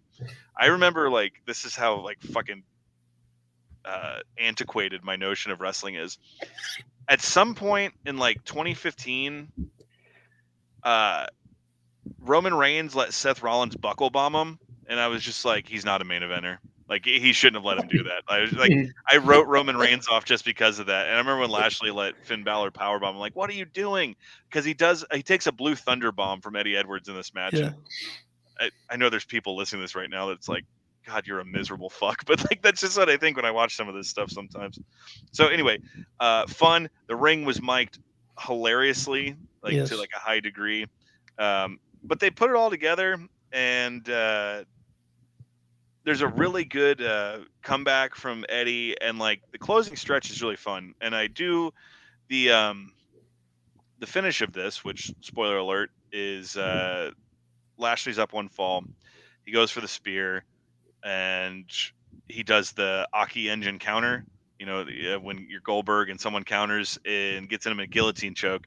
And I have seen legitimate world title fights where a guy has sat in a guillotine for over a minute, just like, you know, kind of controlling his breathing and whatnot. So I buy it here, and it's good. And it's great because Lashley just waits out the conclusion of it in this guillotine choke. And then when the bell rings, he starts laughing and just like faintly puts his arms up. And it's tremendous. My only big complaint on this is that they worked in something where the Pope gets to have like a moment. And I thought that dude was awful. Like I remember him more from TNA than when he was in WWE, but I always thought that dude sucked. So yeah, I think he's the least of our troubles on the commentary desk at this point. Though, unfortunately, I mean, like it's probably fresh in my mind because listening to that thing where Hulk Hogan's like he's like our Dusty Rhodes, and I was like, oh my god. Well, that's unfortunate. Yeah, that's interesting. Bobby, big Eddie Edwards guy. What do you reckon of this, mate? I liked it a lot. I thought the first fall where Lashley just kind of absorbs the shoulder tackle and then does a spear was very funny. The belly to belly over the top rope and the power bomb on the stage is cool. Edwards' comeback was fine. You know, I kind of figured because I've seen an Iron Man match before that they would have some sort of comeback. So kind of felt like he'd tie it up, and then. I enjoy when the finish is just a guy waiting out the end of the match, and we've seen that in a couple other Iron Man matches over the years, and it popped me. It was good, and it doesn't feel like 30 minutes. I know, like you said, it's not really 30 minutes. There's commercials, and they edit some stuff, but like it flows very well. It does, and like, look, it isn't packed or rich with like a plethora of ideas. There aren't like these kind of set pieces throughout the match. There aren't these themes, but ultimately it's simple as Bobby Lashley getting to showcase who he's become against a guy who there is not a bump he is not willing to take in this setting. It's actually absurd the bumps that he takes here. Like he gets a fall and he's bumping to the floor within like 15 seconds of that fall. You know, he's working so hard here, and Lashley is just. This may be his best performance of the whole bunch, to be honest with you. I mean, he is unbelievable here. He's so confident. He's so comfortable in the setting.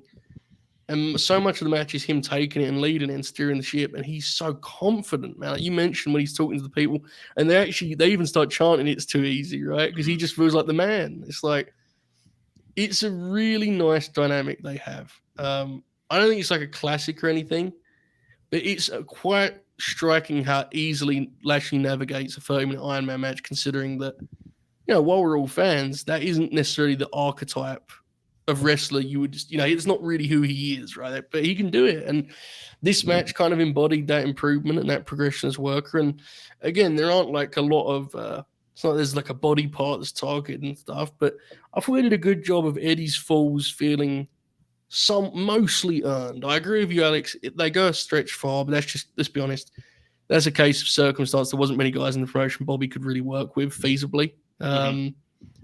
So I think they make the most of it. And it's, to your point, man, you take a guy like Eddie Edwards, people think of him a certain way, and fairly or unfairly, but here he's really just playing a traditional babyface, white meat babyface, and it works. I mean, the place this Impact Zone crowd is as loud as they could possibly be by the end of the match, that's all you can do ultimately, right? I mean, it's still the Impact Zone, but you only make so much of it. It's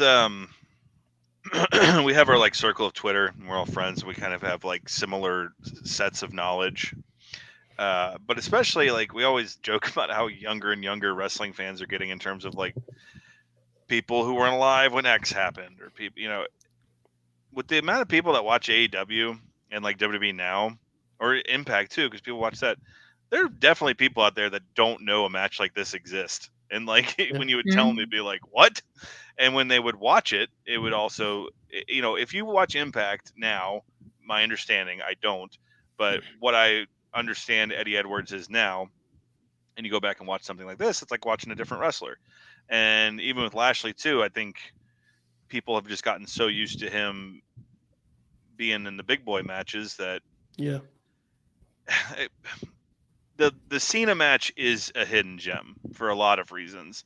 I wouldn't go as far to call this a hidden gem, but I would definitely tell people if they haven't seen it to seek it out, because it's kind of like not Mandela effect, but it's one of those things of just, you watch it now. I was watching it today. I was like, this looks fake, because like TNA still had the 6-sided ring, but there's Bobby Lashley in there, and Eddie Edwards looks like he did when he was Ring of Honor champion, and it's a fascinating piece of business. It is, and so I was trying to piece this together earlier, but at some point over the next 2 years, or year, I guess it would be, because he leaves in 2018. So at some point over that year, they do the Global Force merger thing, and he works with Alberto at Slammiversary that year, and then he does the infamous Dan Lambert angle that preceded the infamous second Dan Lambert. I was hoping that would come up, because I talked to several people contemporaneously that did not know. I was like, they're doing literally the exact same thing they did in TNA a few years ago, and people had no idea that existed. But did Colby Covington wrestle on a TNA pay-per-view? I know Stephan Bonner did, but I think Colby was just like one of the guys, kind of represented as part, because the deal was it was all about American Top Team, and they did one vignette in particular that is fucking is. I mean, anyone who watches it now, God bless, good luck. But Moose like goes to ATT to try and like confront Bobby Lashley belt or something. Yeah, something like that. And it's this like awful like TNA cinematic skit. Jesus. Yeah, I mean, but they did that same thing with the AEW stuff, right? Yes. Wasn't Sammy Guevara involved somehow? Yeah, which makes it better, as you know. And, I know they had George Masvidal do a worked flying knee. I did see the GIF of that, which I thought was pretty funny. But the All Fresh Stadium, for that matter, which is quite amazing to think about. For AEW fans listening, they did it was almost an exact retread of what they did in TNA a few years prior. I think the payoff in TNA was that Bob turned babyface by spearing Lambert in the end, I think, because they did the deal where, the manager talks shit to his monster and gets killed. But I think it was basically the way they did it. But from what I saw, which again is limited, I feel like I remembered Lambert's promos being better in TNA, though, because in AEW didn't he rely really heavily on the the Cornette live stuff, in your mom's basement, and he did the Cornette thing, and that was like their big thing was like, oh motherfucker, not quite to that extreme, but the idea behind the Dan Lambert character was we will just simply present Cornette's takes via a different heel and then have baby faces, respond. Gotcha. Which was definitely worth it, and I think was a worthwhile investment of television time that we are still reaping the benefits of. All right, with that said, so ultimately moves on from TNA after one hell of a run, an insanely long run when you consider all the people that passed in the time that. Let's put a bow on that act. Some other matches we should call out. I really wanted to do one of the Bobby Roode matches. I like their matches a lot. They are not on Impact Plus yet, so we couldn't. But I wanted to shout those out. It would have, honestly, I think his best match in TNA is they have like a knockout or submission match or something with Drew, him and Drew do. Slammiversary, one of those Slammiversaries. The only reason we didn't do that is because we had to do the WrestleMania match, right? But the Slammiversary match is really good. And there's one with Aries too, which Bob obviously in particular would be would be a fan of. So there's a couple. Alex, any other TNA matches cut in mind for you, mate, when it comes to Lashley? Yeah, I did see a note in there. Yeah, Drew did some good shit in TNA too. Like, Yeah.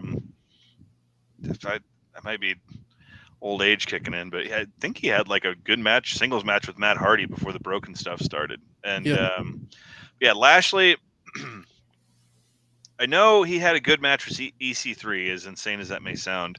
And then there was some, I don't remember it, and I should have researched it, but I'm just shooting off the top of my head here. There was some weird situation where Josh Barnett came to Yes. a round of TV tapings and won the TNA title, but then lost it back at the same tapings, and him winning it never made TV. Yeah. And he wrestled Lashley, and if you've ever seen a Josh Barnett match, you know what it is. I enjoy that. So I think the match with Lashley is kind of a lark. It's, I think, less than 10 minutes long. It's free on their YouTube channel because I posted it in our Grin Grappler group. So if you're interested, not YouTube, Facebook, you can check that out.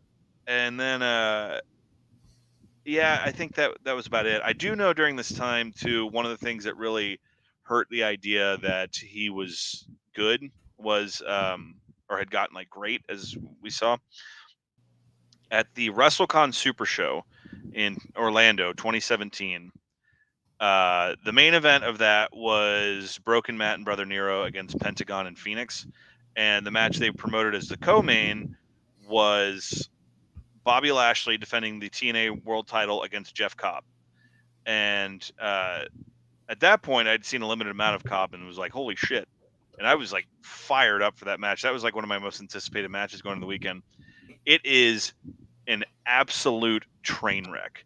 And I don't know why. It's really weird. Like, Cobb comes out and then it takes like 5 minutes for Lashley to come out. And when he does come out, he comes through the crowd, like from the back. He like walks past me and my friends that are there, and he's like a fucking mountain of a man. And I was like, okay.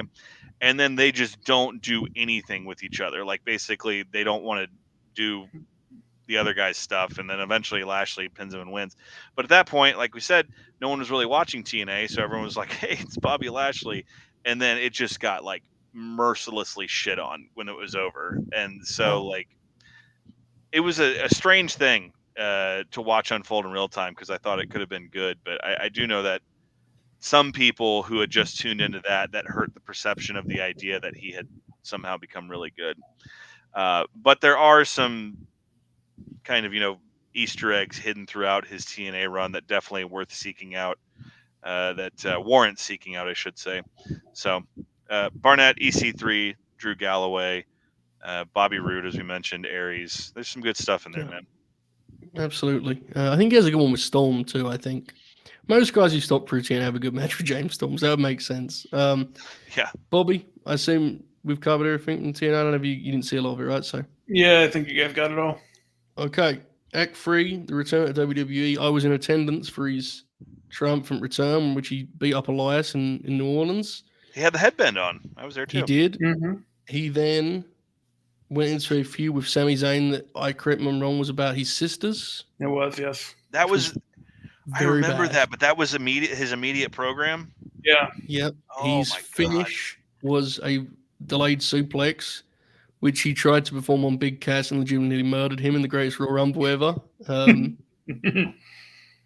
He struggled, man. That first babyface, he worked with Roman. They had a pretty good match. Hold on. He didn't just work with them. No, he beat him. He pinned him clean and then wasn't on SummerSlam, and Roman won the title in the main event. Yep. Yeah. One of those two matches is good. I forget which one. I want to say the rematch, but he pinned him with a spear too. It was really weird. He did, and it took him a while, and then eventually they turned him heel. Before they did that, his start of his heel run was like, do you remember that they had that trio? It was Drew, Corbin, and Lashley, and they were just like this sort of heel trifecta. Yeah. They were like the team that basically just were there to get beat on the Shield's like goodbye tour. Mm-hmm. Exactly, yeah. And so eventually he winds up with Leo Rush, and they were a really fun act. And, it was short-lived, but really fun. Leo did a hell of a job with that role, and I actually it will get completely lost in history, but I actually Yes. kind of quietly got Bobby's run on track, frankly. Oh, yeah. So then that kind of gets you through the Finn Balor. I don't know what he did at the end of. What was he doing in late 29? Oh, of course. He then went into the program with Rusev because Paul Heyman is Paul Heyman. That was, of course, about Lana. Who was Lashley was the bad guy in that? Yeah, because he Lana went with Bob and then Liv Morgan and then yeah. There was a lot. Oh my God! Wait. Okay, it's coming back to me like a yes. They did like a wrestling wedding segment, right? They did. Yes, they certainly did. Paulie dangerously. I think the first thing Paulie did when he got the book on Raw was he had Braun and Bob destroy the stage or something, which was awesome actually. That's right, Bob, right? They did that. Yep. But didn't that? I'm sorry. I know I get excited when I remember stuff like this. That wedding did like a huge number, right? They usually do, yeah. They usually. I believe it. The Liv payoff is some of Paul Lee's most insane. Yeah. The bit was that Liv was in love with Lana, which that was the whole idea, front to back. There was no nothing beyond that. It never followed up on it really. It was just that was all Paul wanted was that. Now that payoff. Truly warrants an ECW chant because that's exactly something he would have done in ECW. Yeah. That was the moment where it was oh, he's definitely booking the show. No doubt, he's booking the show. So anyway, it's May 2020. We're at the Performance Center, and Bobby gets himself a match with Drew McIntyre, who recently won the belt from Brock Lesnar. I believe it was Backlash. And the main plot surrounding this match is MVP trying to convince Bobby to follow his guidance and get away from Lana. This resulted in a couple colourful promos on MVP's part that get clipped up pretty regularly. And that was indeed what they did. He lost the match due to Lana and he went off with Bobby and with MVP. And that summer he won the US title from Apollo Crews, I think. Yes. Yeah. At the show after SummerSlam, that was a week after when Roman won the belt. It was that show. Yes, correct. Hurt Business forms, which again, I'm telling you, in 20 years, the next generation's version of us freaks are going to post pictures of the Hurt Business wait, does anyone have any Hurt Business merchandise? I'm telling you, man, that thing was so cool and they didn't know what they had. We did, but they didn't. And so they had a weird situation on Raw where no one knew the title match a month before WrestleMania, the world title match.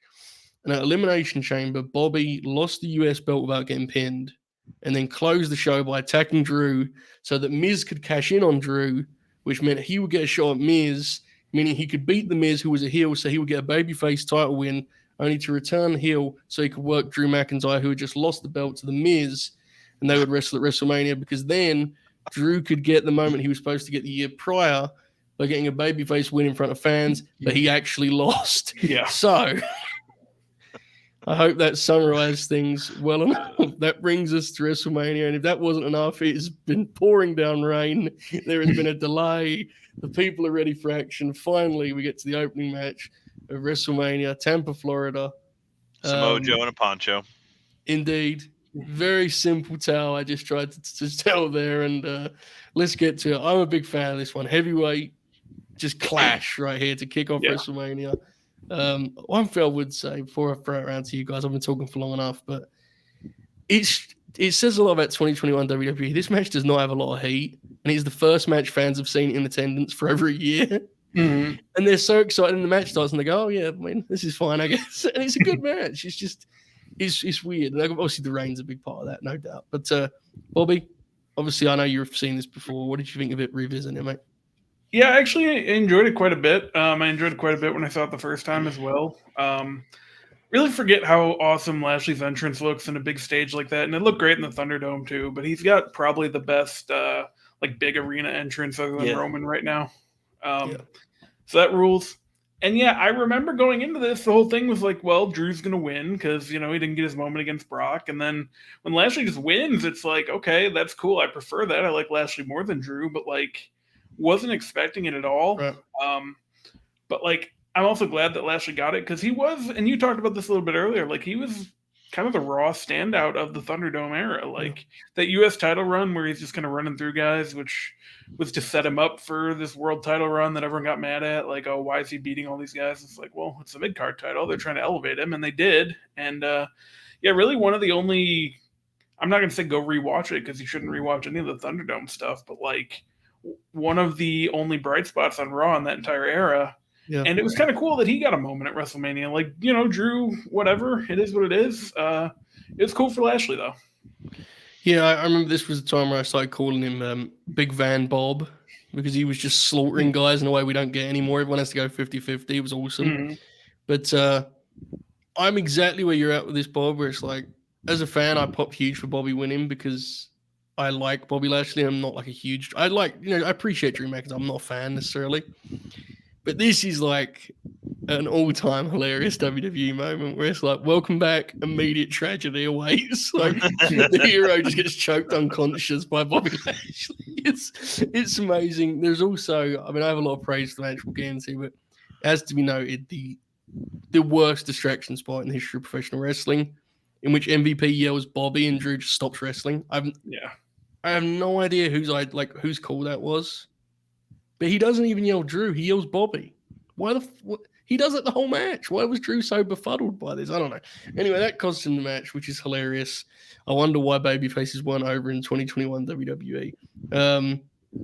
Alex, what'd you make of the match, mate? Drew's also been guilty of some of that, right? WWE logic where he gets distracted by the dumbest possible shit. Yeah. I'm sure as y'all remember the topic of discussion on the internet that whole weekend was which match is going to main event night one. And I'm glad it went the way it did for multiple reasons, but for the most immediate one, because like Twitter would have burned to the ground that night had it not. I forgot how fucking awesome Drew's entrance looked here.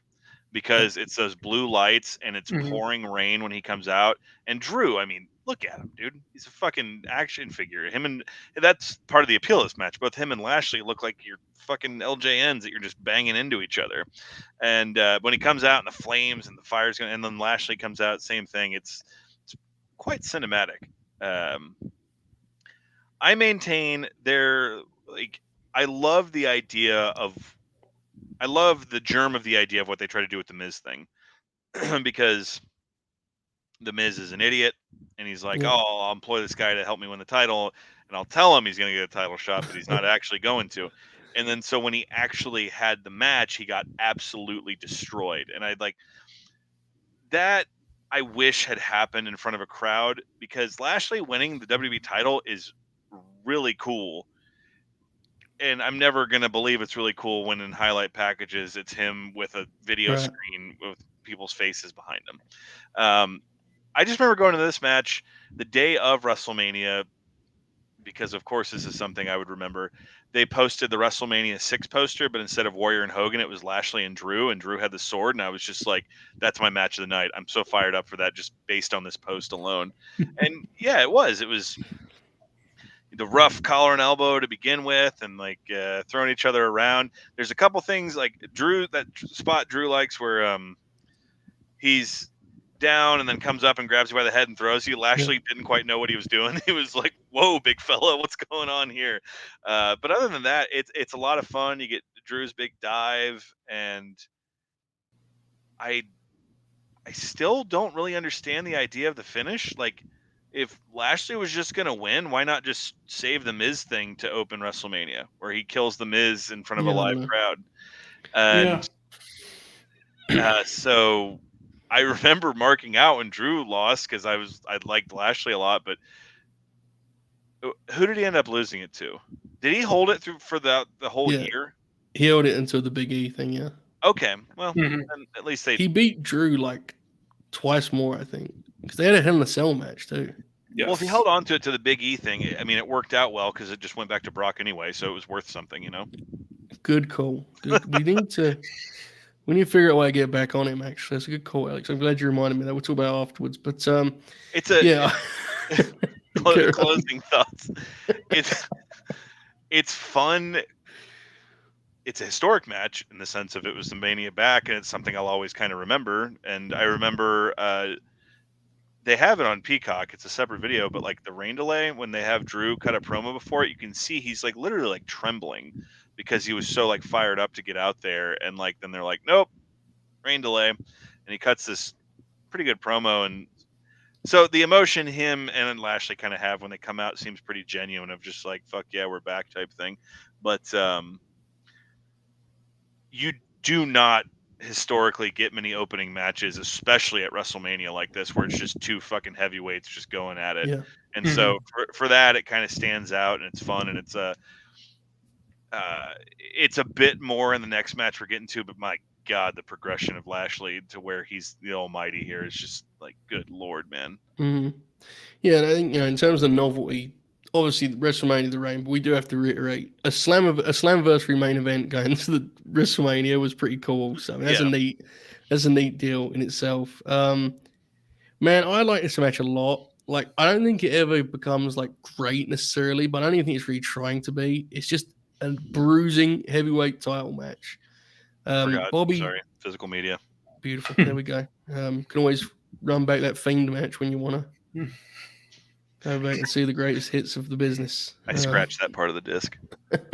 They have a nice little idea they kind of throw in here where Drew like targets the arm throughout, and it's not super consistent, but they do a good enough job with it that he hooks a Kimura late, and the people actually bite on it as a finish. They thought Bobby was going to tap the Kimura. That's a hell of a feat. That was a cool deal. This match I always remember most for Bobby's big spine buster spot that he loves, the big standing one. He does it twice to Drew, and it looks fucking awesome both times. So lots to like here in terms of the physicality. Drew's dive is especially funny because he just goes right in between him, Bob and MVP, which I'm sure felt great. But man, it's physical. They bring it here. They club each other an awful lot. It's a little clunky at times, but that adds to the charm. Honestly, it feels grueling. It feels like a real shootout. So I like this a lot. And it is also worth noting, Willie was in attendance. He says, I remember people cheering when Bob won in the Senate. At the bell, they are chanting Bobby, to be fair. Yeah. Like, it wasn't like they were heartbroken. But I think it's fair to say Drew had unfortunately cooled off by the time they actually got back in front of people, which is brutal. Like, but, it is what it is. Luckily, the next year they would go to Cardiff and he would have a chance to So. He's gonna sing "Don't Look Back in Anger" to the crowd. It's gonna be all right. He'll be okay, but really good stuff.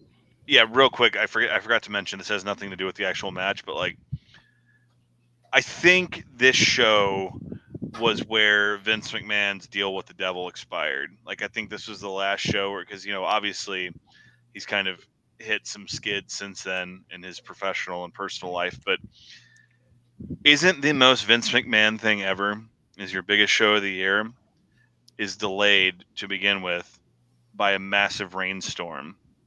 And really all that ends up happening because of that is the stage you have for it looks so much cooler than it would have without the storm. Yeah. Because I remember when they posted the pictures of it the night before, they had that pirate ship with like the sails were all like perfectly like tied and, tensioned.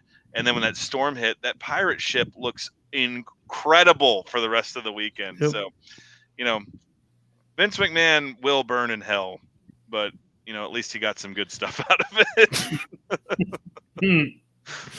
Indeed. Speaking of good stuff, let's get to our last match here, which this was an experience for me, fellas. I mean, just there's some magic here. It's completely lost in history. We head to the last match, Bobby Lashley, Randy Orton.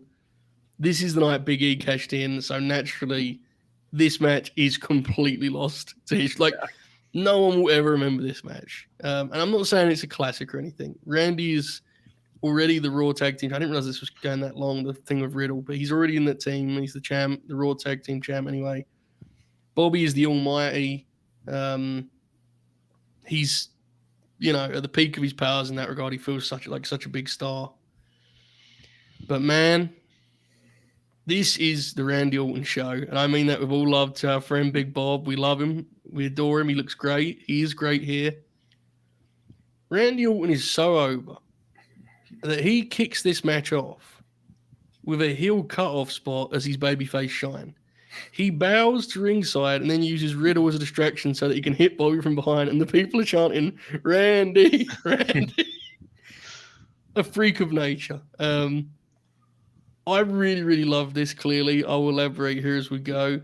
Alex, was you befuddled when this made its way to the list? Because this is kind of out of nowhere. It's a strange matchup here. No, I not really. This is where he lost the title, and Yeah. well, I think here in a minute we're going to get into the frustration of the Brock matches and some of the stuff that kind of follow this. So we've had Orton on here before, and I think one thing we've been really good about too, with more modern wrestlers, is throwing in a random TV match that people may not recognize. So Absolutely. I think Yeah. it fits in with what we're doing.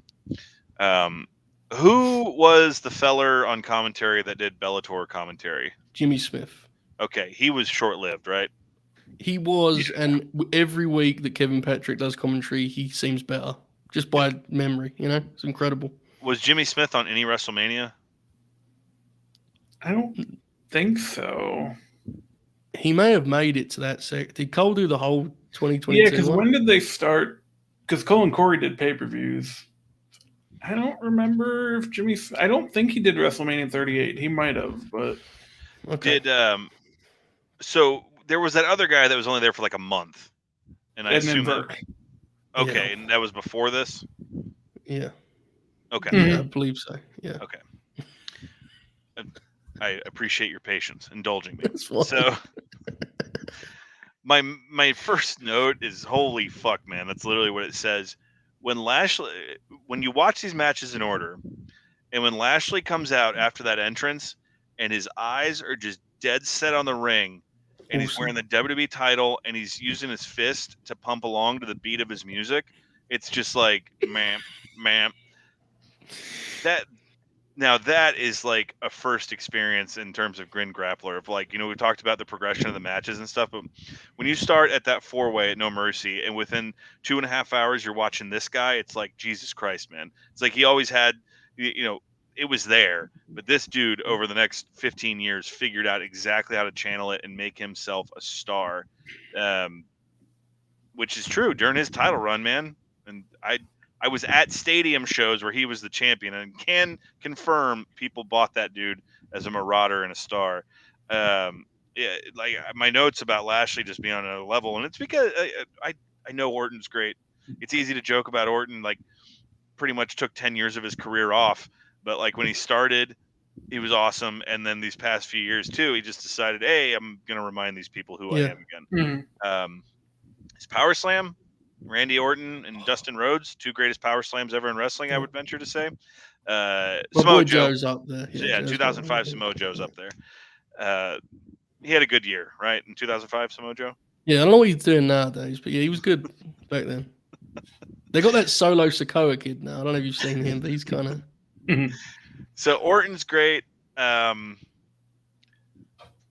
of my things, it's a complicated thing to explain, I guess. It kind of sucks that Matt Riddle's had his, I guess the nicest way I can say it, as complicated of a road as he has, because like he's fun as a second here. There's that point where Orton gets knocked out and he's fanning him with his hat, and he obviously is a capable wrestler, so he's part of this match. So that's kind of one of the things I took note of. But it became almost cliche or a shtick when Orton out of nowhere, but he really does unexpectedly land the RKO, like, for lack of a better term, out of nowhere here, and the crowd goes fucking nuts. It's a great little TV main event, and the finish is so hot that it makes it so much better, like when the crowd just gets so deflated when Lashley spears him and pins him. And it's not like an abrupt finish. It's just like, oh man, he didn't win. There's a huge difference between, well, fuck, the match is over, versus, oh man, my guy didn't win. And that's what's on display here. And then I don't know how much the post match we're going to talk about, but I just go ahead and go for it. I watched this live, and I remember like the response on Twitter, and I remember DMing Shoot about this, and basically just the thing was like, people just love Big E so much they don't care how bad the booking is, and because it's Lashley looks like a fucking badass here, where he injures himself, and then Big E comes out and he won't take the match, so he slaps him, and then you can read his lips. Lashley turns to the ref and says, "Ring the fucking bell," and then double legs him and just starts beating the shit out of him. And Big E just kind of ends up winning because the champ just wrestled a 20-minute match and is injured, but it's like, but that's that's WWE modern logic. They would tell me I'm wrong for feeling that Lashley looks like the hero here. Yeah. So, great TV match, and I am inclined to agree with y'all that Randy Orton is a good wrestler, and he is. Randy Orton, me and my friends used to talk about how like he is the late 80s, early 90s WCW main eventer wrestling in modern time. Like, and that's why he connects so well with the crowd and is so successful. His promos may not be the most scintillating, greatest thing you've ever heard, but he knows the importance of every inch of the ring, and he knows the importance of every move that he does, and he knows the importance of every move that who he's wrestling is going to do to him. And it's he's gotten in shit repeatedly, like with hardcore fans, because he'll tweet, or used to, about such things, about like this isn't what wrestling really comprises of. So he has a showing here, and you remarked about the Hurt Business earlier, man. 30 years from now, the way people are going to talk about Randy Orton is going to be like, Oh yeah. Not to be too dramatic, but I feel like he's going to be, for the next generation of wrestling fan, in a lot of ways, the way we talk about Bret Hart. Yeah, because every single one of his peers cites him as the guy, right? So him as the best worker they've got in there with. But the Oracle of Wrestling is headed off for his evening. Oracle, we love you, my friend. I'm about to read your prepared statement in a moment. Have a great night. But Oracle, he always gets listed by the rest by his peers as the best guy they've wrestled. So I think his legacy will be very much protected by that. Bob, when I mentioned this is the match I wanted to do, you were pretty fired up. You remembered it as fondly as I did. What did you make of it revisiting it, mate? Yeah, it was still awesome. At the time, just great TV main event. Two guys that just really know how to get in there and do what they got to do. Kind of a fascinating sliver of time for WWE as well, because fans are fully back, but AEW has momentum because they have Danielson and Punk and Cole all coming in, and Monday Night Football's kicking back up, so Raw needs to do something. So Big E, I think, tweeted earlier that day, like, I'm cashing in tonight. So that kind of took away a little of it, but like they still managed to draw it out, and kind of, because by the end of the match, like, Lashley's still standing pretty tall. I mean, he took care of Orton, he took care of Riddle, and like then Big E comes out and like, yeah, just great stuff, man. Great stuff all around, and really a strong main event picture. And I wish we would have gotten some more of it, to be honest with you. But we only get a couple months, and then Brock gets the title back, and then there's only one title. Absolutely. So this is their third and final, to this point anyway, singles match. They had one in Canada on a house show in 2007, and they also had an ECW TV main event. So this was their first singles match in 14 years when they locked up here. Damn. I think it's totally him just playing with something that emerges within the match, but Randy gets thrown to the floor and lands awkwardly on his ankle and begins to sell his ankle, and I was like immediately swept up in this kind of theme that just emerged as they were going here. He does that sell, and he's the only guy who does this. And it's very hard to explain, but that deal Randy does where he like stands on like the side of his foot, like he bends his ankle and stands on it, and it always looks disgusting. And he has those long legs, and he pulls it off, and he starts doing that here as he goes up for a superplex, and he's wobbling on this ankle, and it's just he's just playing with a little piece of wrestling art here, like it's not actually anything to do with that. It's just the way he landed. He starts messing around with it, and he makes something of it. Another example of that, a more obvious example, is the Hurt Lock. How much juice does Randy get out of that Hurt Lock? Like, Bobby's trying to get it, and he doesn't just fight the hands and move. He's got the facials. He's pulling at each finger. He's tearing away at it. It's like the little thing stuff is such a cliche, and I hate being lazy and using it, but he is the master of those details, right? Those tiny little kind of just, it's like woven into his work, those things. Randy Orton is a career heel as a character because he has no interest in being a babyface. his work is way more interesting as a babyface inside the ropes because I love Randy. Him conducting a heat segment has never been the most compelling thing. But when you get him to sell that heat segment, my goodness, you get smart. So he's incredible here. And, as you kind of mapped out beautifully, Alex, Bob just feels like a destroyer. It's just a really polished effort. And it was a really nice way to kind of conclude it because it's such a main event TV match. The two top guys doing the dance at the highest level. It's a tremendous time. Finish is great. You have the MVP spot to feed into it. So Brandy gets like a kind of heroic last stand before eating the spear. So tremendous stuff. The cash in is really kind of a weird one to rewatch because it's kind of equally frustrating, right? It's just such a shame. Yeah. He should have had that. I feel like Big E should have had that moment so much sooner. And once he got it, it was still not worthwhile anyway. So Yep. I'm glad he's in the history books at least with the belt because it was a shame. But a tremendous match to conclude our third act.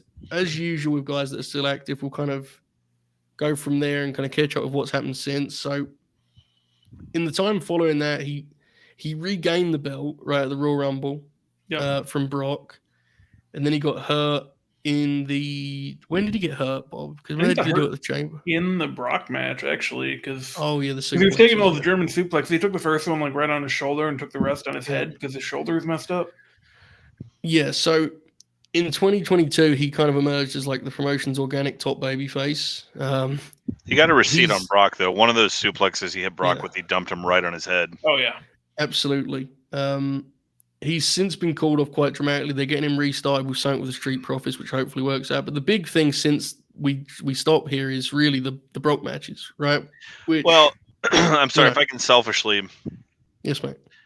Shout out to my buddy Chris Lemche because he's not promoted, but furthered this on Twitter, and he's someone I talk wrestling with regularly, and we both talked about it. I think the single biggest failure of Triple H since taking over was completely just letting Lashley ice off because Lashley, you said at the beginning, there was that run in like the spring post Mania 38, whatever, when he beat Omos. When he was like wrestling Austin Theory and shit on TV, where he just became the most over guy on the show, predominantly because he was just a big jack dude that beat up people. But I remember there was like 2 or 3 pay-per-views in a row where he would get the hurt lock on somebody, and like, we're not kidding, people would stand up and like start like going nuts and like cheering.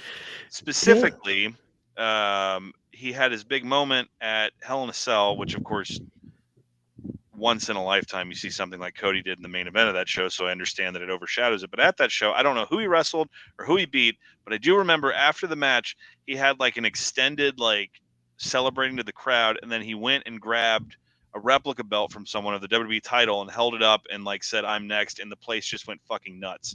And that's in Chicago there, and it's like, I remember watching that and thinking, all right, SummerSlam, it's going to be Roman and Lashley for the title. This is it.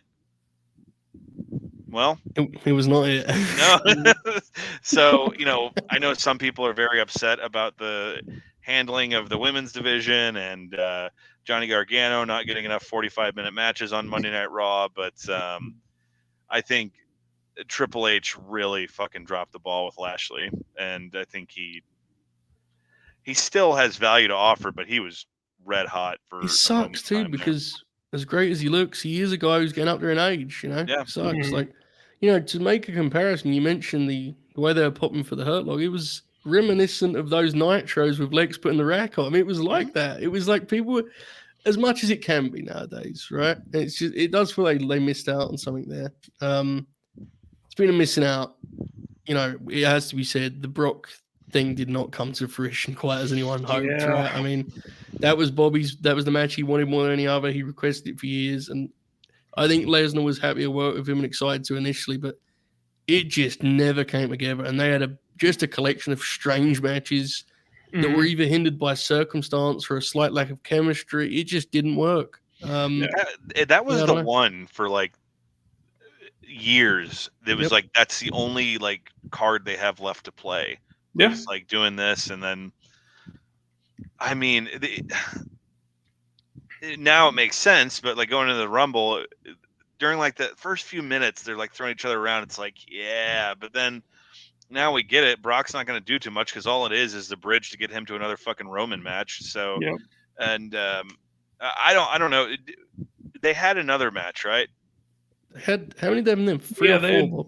one Three, right? more. They had one in Saudi, which was not bad, and then they had Yeah. one earlier this year when Roman wrestled Sammy. So Elimination Chamber. Yeah. Everyone thought it was weird they weren't going to do it at WrestleMania, and then the WrestleMania stuff got all weird anyway. And the finish to the rubber match was that he kicked him in the balls, right? Mm-hmm. Yeah, so was everyone the thought, finish. everyone thought they'd do one it was more. only like 3 minutes long or something, right? Yeah. And the Fiend said he was going to face the winner. Yeah. Call him a liar. Well, at least we got the awesome moment of Lashley knocking him out of the Rumble. Already lost. People forget how good the men's Rumble match was this year. I guess it's just because there's been awesome. so many good matches. Yeah. But, check my spreadsheet, pal. All right, other hits though. I really like the cage match with Big E. Really good TV main. There's a I like the Goldberg matches. The Goldberg There matches. you go. Yeah, there you go. I haven't seen the second one. I've seen the SummerSlam one. I'm pretty sure, but there's a triple threat with Roman and Big E that is awesome. Also, Yes. What was his best stuff last year as a babyface? The Ciampa match. That was good. Seth Freakin, I think he had a good one with. AJ Styles, I know he had a good one with. There's a few. Bob, any others come on, mate? He actually had a couple good matches with Theory, which not a lot of guys have been able to do. Yep, the Omos match where he speared the man into his kidneys, which is one of the most incredible spots in wrestling history. He's been very watchable in this second round. Very, very watchable. I think I told this story on here before, so forgive me, but I was at SummerSlam. Bob was too, so he might have a different perspective because when he wrestled Goldberg at that SummerSlam, at least the section I was in, and I'm not just talking about like me and 10 other people, like the hundreds, if not thousands of people around me were really into that match and very pro Lashley and anti Goldberg. And since I've rewatched it, it really feels like the audio is fucked with because you can see people opposite hard cam reacting and yelling, but the sound's like muted out.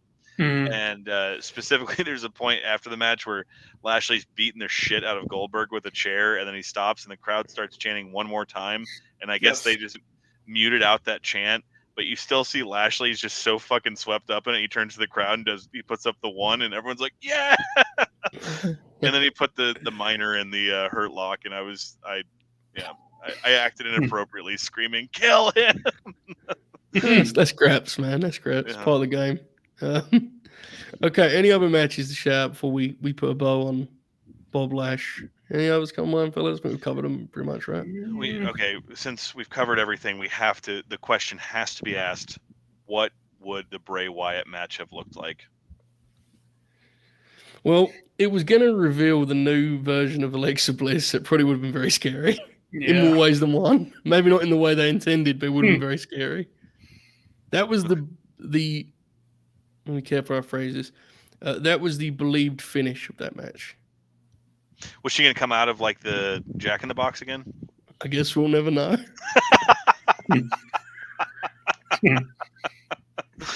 One thing I do know is that Bob did not have any intention of selling. He only agreed to do the match, but refused to sell for Uncle Howdy, which produced that segment where he just beat the shit out of Boda. He got jumped by Uncle Howdy. I'm pretty sure the character Uncle Howdy was like a pedophile. I think was the gig. I don't know. I didn't read up on it. Bob, you might know. But he got jumped and he just beat the hell out of him. Just beat him up. Fair enough. It is what it is. I don't know who the fucking agent on that was. P.D. Williams or something. He's like, man, I took a blue thunder bomb from Eddie Edwards. I'm not selling for this motherfucker.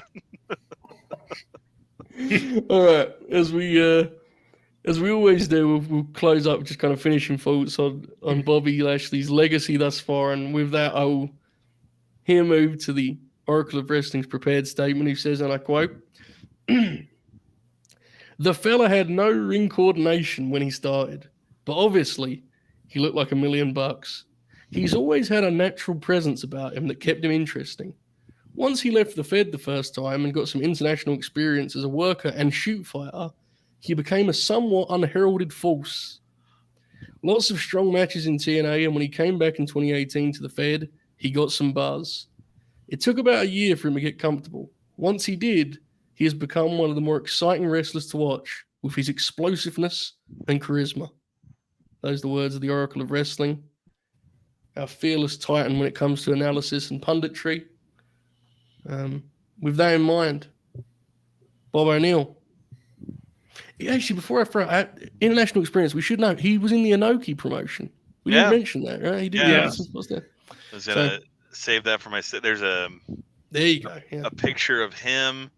It's like him, Inoki, Tank Abbott, Necro Butcher, Josh Barnett, RVD.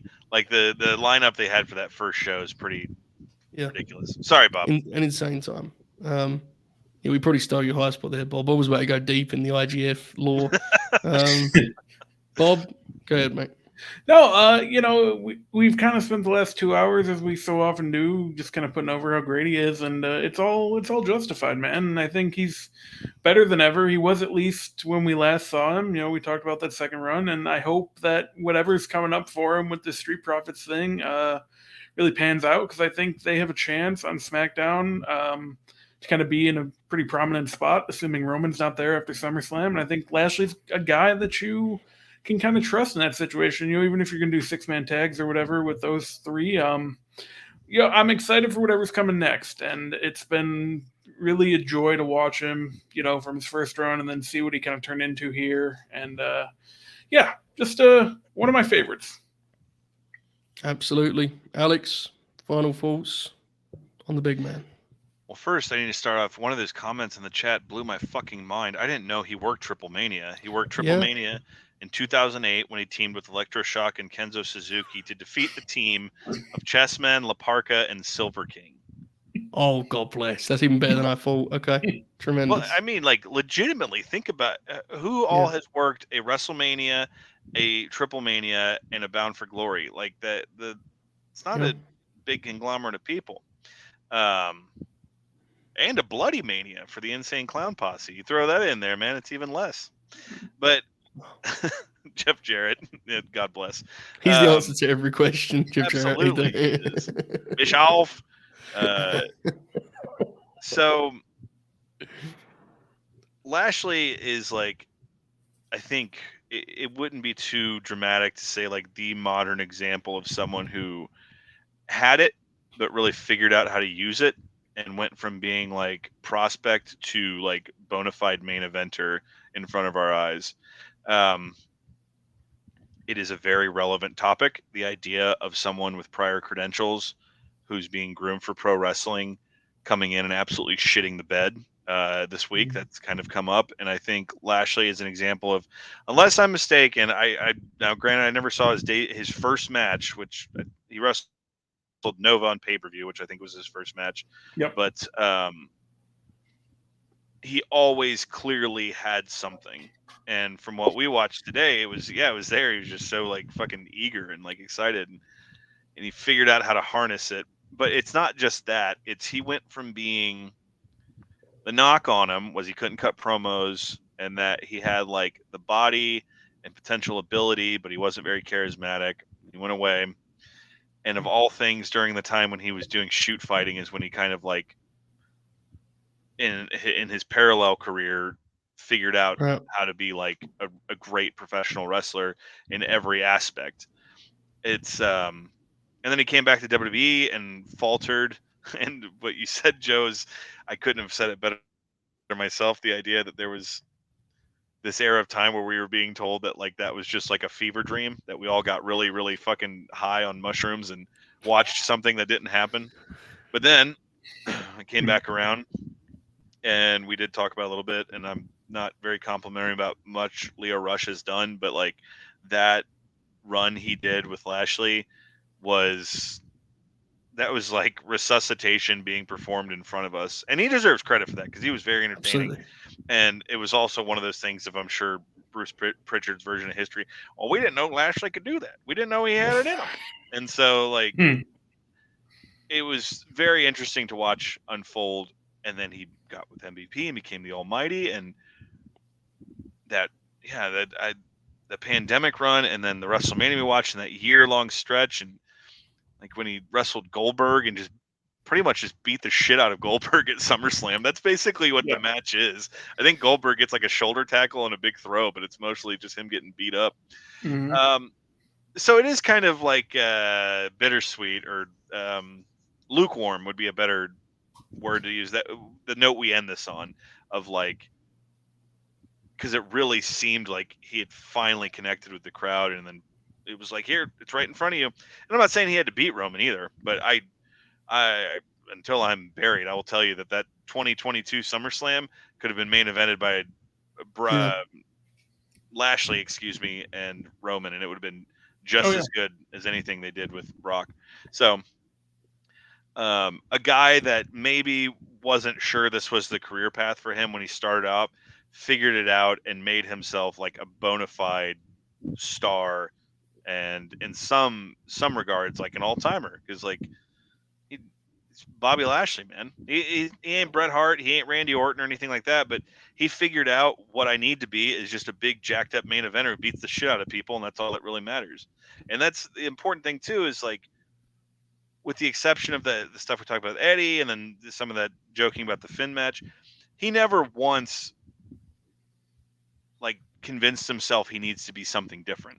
He never once was like, I need to go out there and have a work rate match. I need to go out there and do like technical wrestling, or, run these high spots and shit. He figured out who he needed to be, and it worked out quite well for him. So Bob Lash, God bless. Interestingly enough, him figuring that out actually was actively against the grain. He's talked about how people wanted him to be they wanted him to use his amateur background to be kind of a shooter, and that make it that star mat wrestler. And he's talked about how he really found himself just becoming a traditional big man worker. And it's like, which is completely at odds with all of the trends, but it worked and the people loved it. So it's a great story. It really is. That has been us on and off air, and a lot of people that think like-minded to us. That's been a knock on so many big men of the day, is their need to they feel they need to do these things. But and Joe, before I let you close it out, it's just again, he's not the best wrestler we've done, and he's not someone I'm going to say is going to go down as like one of the greatest of all time, but he I think has like an extremely unique match catalog, different than people we've done on here before. And that thing I tweeted, it did it jokingly, but I was thinking about it legit, is like, who else has had world title matches against Goldberg, Josh Barnett, Kurt Angle, like the names you could, Randy Orton, and list off. It's he's had a hell of a journey in the industry. He has. Not even Jeff Jarrett can claim that last one. That's a hell of a thing.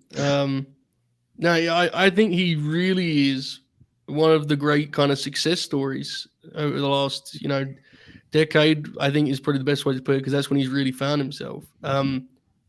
Bobby Lashley was destined for superstardom, and it went so quickly that he seemed destined to go down as one of those what could have been. And to be totally frank, he seemed destined to be a flop at one juncture. I mean, when you enter the 2010s, and he leaves TNA within 2 weeks of that decade getting underway, and he kind of just floats around and does the Inoki promotion in Indies for the next 4 years.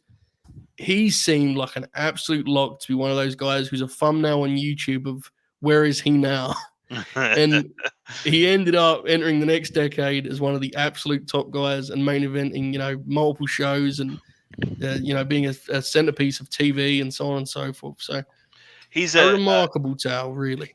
A heel WWE champion who successfully defended the title at WrestleMania. Yeah. That's a very rare class of people. Yeah, absolutely.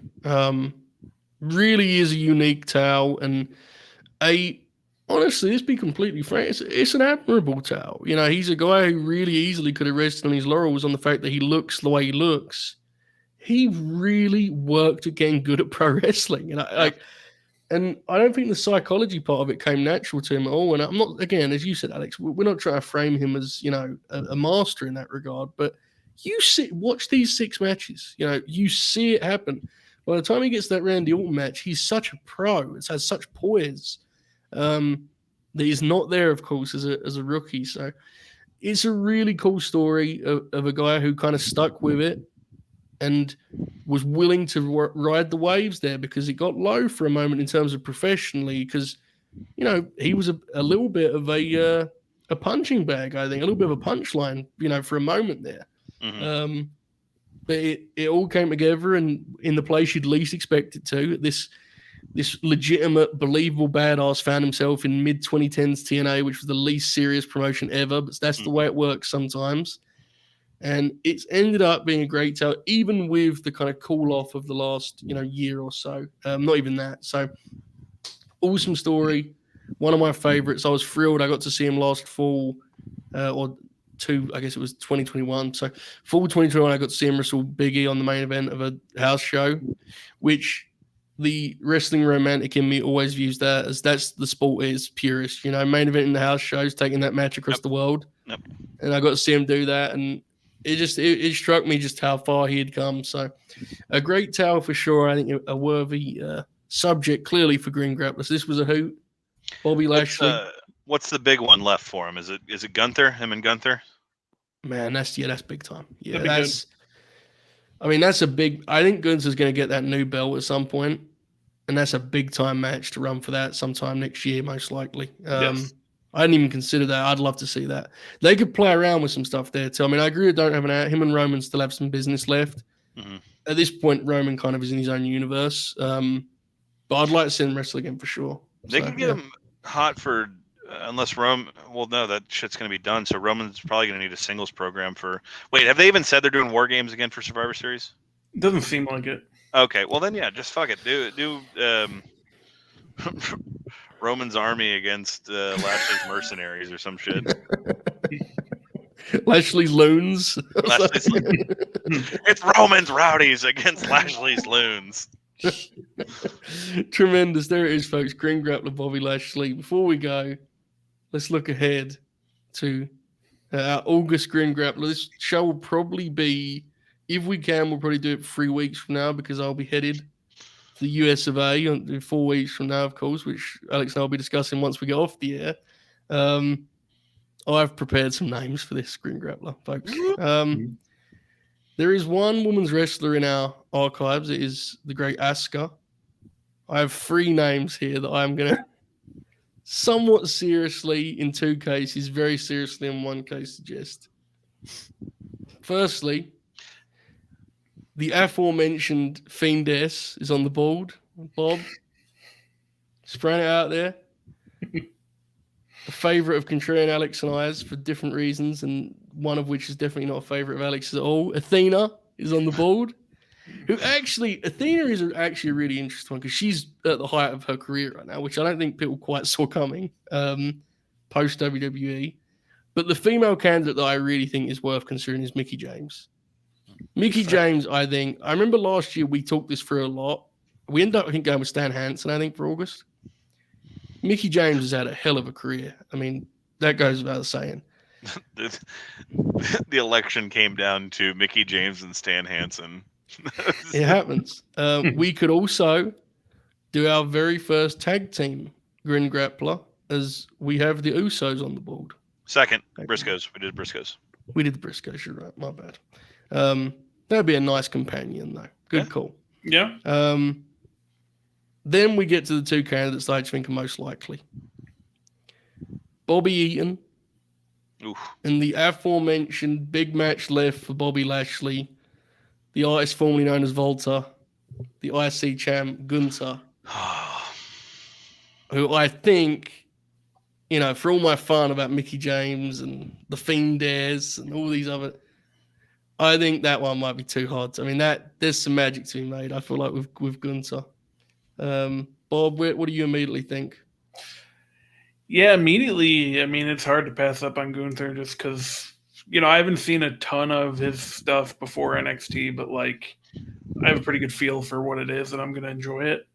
Yeah. Yeah. I think it's I think it's trending in that direction, Alex. I know we wanted to have some fun at Oracle's expense, but that's too enticing to miss, I feel, right? Yeah. I was gonna propose some Seth Freakin action just to get back at Oracle for not being here tonight, but man, I don't know. It seems too on the nose. That like I'm trying to think of like a reason not to do it, but yeah, there's a lot to do there. Big Boy Walter, and then Yeah. what would you do? Big Boy Walter, NXT Walter, and then Yeah. Svelte And then Gunther. Yeah. Mhm. God, those matches are going to be like that lineup is going to be outrageous, right? That's going to be incredible. I mean, some of the comments are accurate that like we don't have as big of they will add to it, whereas some of the people we've talked about that like their books kind of already closed. That's true. It's an interesting way to pitch Yeah. Alexa Bliss. We could do Bobby. I mean, what would Bobby's axe be? Eaton, not O'Neal. I was gonna say pre-Aries, post-Aries. Well, I don't know. Are we going for Bobby Eaton tag matches, singles matches? We're doing war games. We throwing that in there. What are we doing here? It's tough because I love Bobby, but I don't know of the depth when it comes to the singles matches, you know? Like, I like the stuff with Flair, but it's not the deepest pool, unfortunately. And I love him. I mean, he's great, but, you know, probably would do it. You sprinkle a couple in, I think. But Yeah, I know he had a couple one-offs in ECW. I think there's some stuff we could do there. I mean, if this sounds interesting to anybody, we could do Sabu and Bobby Eaton versus Terry Funk and Arn Anderson. that match is so demented. We may have to do that, yeah. Although, maybe we shouldn't write off Mickey. No, What do we- Mickey's up there too. Mickey's an interesting one. Bob, what do you think? Yeah, because Mickey, you do first WWE run and then both TNA, or because it's not really You anything. probably in would second. You probably would just WWE break run. into like The third act would Ears, have to be a hybrid because we would Yeah. have to do the Toronto match with Asuka. Where Oh, she yeah. came back. yeah. That match is really good. Mhm. It'd be nice to add a second woman's wrestler to the Yeah. to the list too, you know? That thing with Walter, like my immediate reaction is just like I daily post about how incredible he is. So it's like it feels, Yeah. and also it'd be hard to narrow it down. And it's just so he is obviously incredible, and as we've said, is already like one of the best of all time. But it's definitely recency bias. I think, yeah, Mickey. I know I could come up with a Bobby Eaton lineup, but I think Mickey would. Because we're talking about Lashley, that era that I'm kind of unfamiliar with. So there's a likelihood that I will see stuff I haven't seen before with Mickey, which interests me greatly. Yeah. Mickey James. I think we're Okay. locking in. I think it's a cool change of pace. And I do agree, as much as like you're right, we've all said a million things about Gunther, but also he's probably gonna be the world's champion the next year. You know, like as great as his career's been, on the big time stage, his peak is still probably ahead, as weird as that is to ponder. So yeah, we'll get to him, I'm sure. We need one more WWE style like plunder brawl with him. Yes. Like it was a bar brawl or whatever they did with the Donnybrook. Yeah. Donnybrook. And he was that is the most lost I've ever seen him in a match of like, all right, well, who's where now? And he was still awesome. Oh, that's the point. Like it was like the only time I've ever seen him like momentarily disconnect from what was going on because he's amazing. But yeah, Mickey James, if we do the Trish match, we have to find the YouTube cut that's unedited for reasons. You will have to do that, yes. And we're probably going to break Mickey's career up into just like chunks of time, I think, rather than stays anywhere. I think it'd be the best way to do it. I didn't even plan that, but someone commented in the chat. Got to get that was perverted minds think alike, I suppose. Her return to Easton is like really frustrating. We'll get into that. That's like a really strange, bizarre times. We'll get into it. That'll probably be 3 weeks from tonight. We'll have to lock that in, but that's the plan. Grin Grappler, Mickey James. But this has been a wonderful night, as always. Here for another Grin Grappler. Let's do some plugs and promotions to get ourselves out here for the evening. so we can discuss Chicago. Bob O'Neill, Mm. do you have anything to promote, anything to push, any final words? I do. Fed Dead Redemption is back Thursday evening talking about the SummerSlam and probably about it. I don't know that there's too much more else going on. It's probably the big topic, but you know, who knows? We'll see where we end up. That's going to be 9 p.m. Eastern Thursday, I believe. 8, 9. Yep, it's One 9. of those times. Stay I tuned. got to do a show before, so it's 9. Oh, okay, 9 Eastern. Yeah. I'll be coming straight from the Dynamite review show, I think. So I'll be Hell yeah. fired up and ready to go. Let's go. Let's talk SummerSlam. So that's Thursday. Alex, as always, what's happening on the Contrarians front, mate? What's the latest? I think it just dropped in the time we were on the air, our episode on the Princess Bride. So plenty of. For those who don't know, it's a film podcast that we don't typically talk about wrestling. So a lot of me explaining where Andre the Giant was in his career in 1987. Because that movie was filmed in 86, but didn't come out until after WrestleMania 3. So Andre had a lot going on. And of course, I wasn't watching them, but knowing their business practices, you have to imagine they did not play one commercial for the Princess Bride, because why would we do that? It's not a WWE movie, pal. Princess Bride, and we just finished our Lindsay Lohan miniseries, in which we covered the life and times of Miss Lindsay Lohan and her potential comeback that she's on right now. The final part of that is free on our main feed.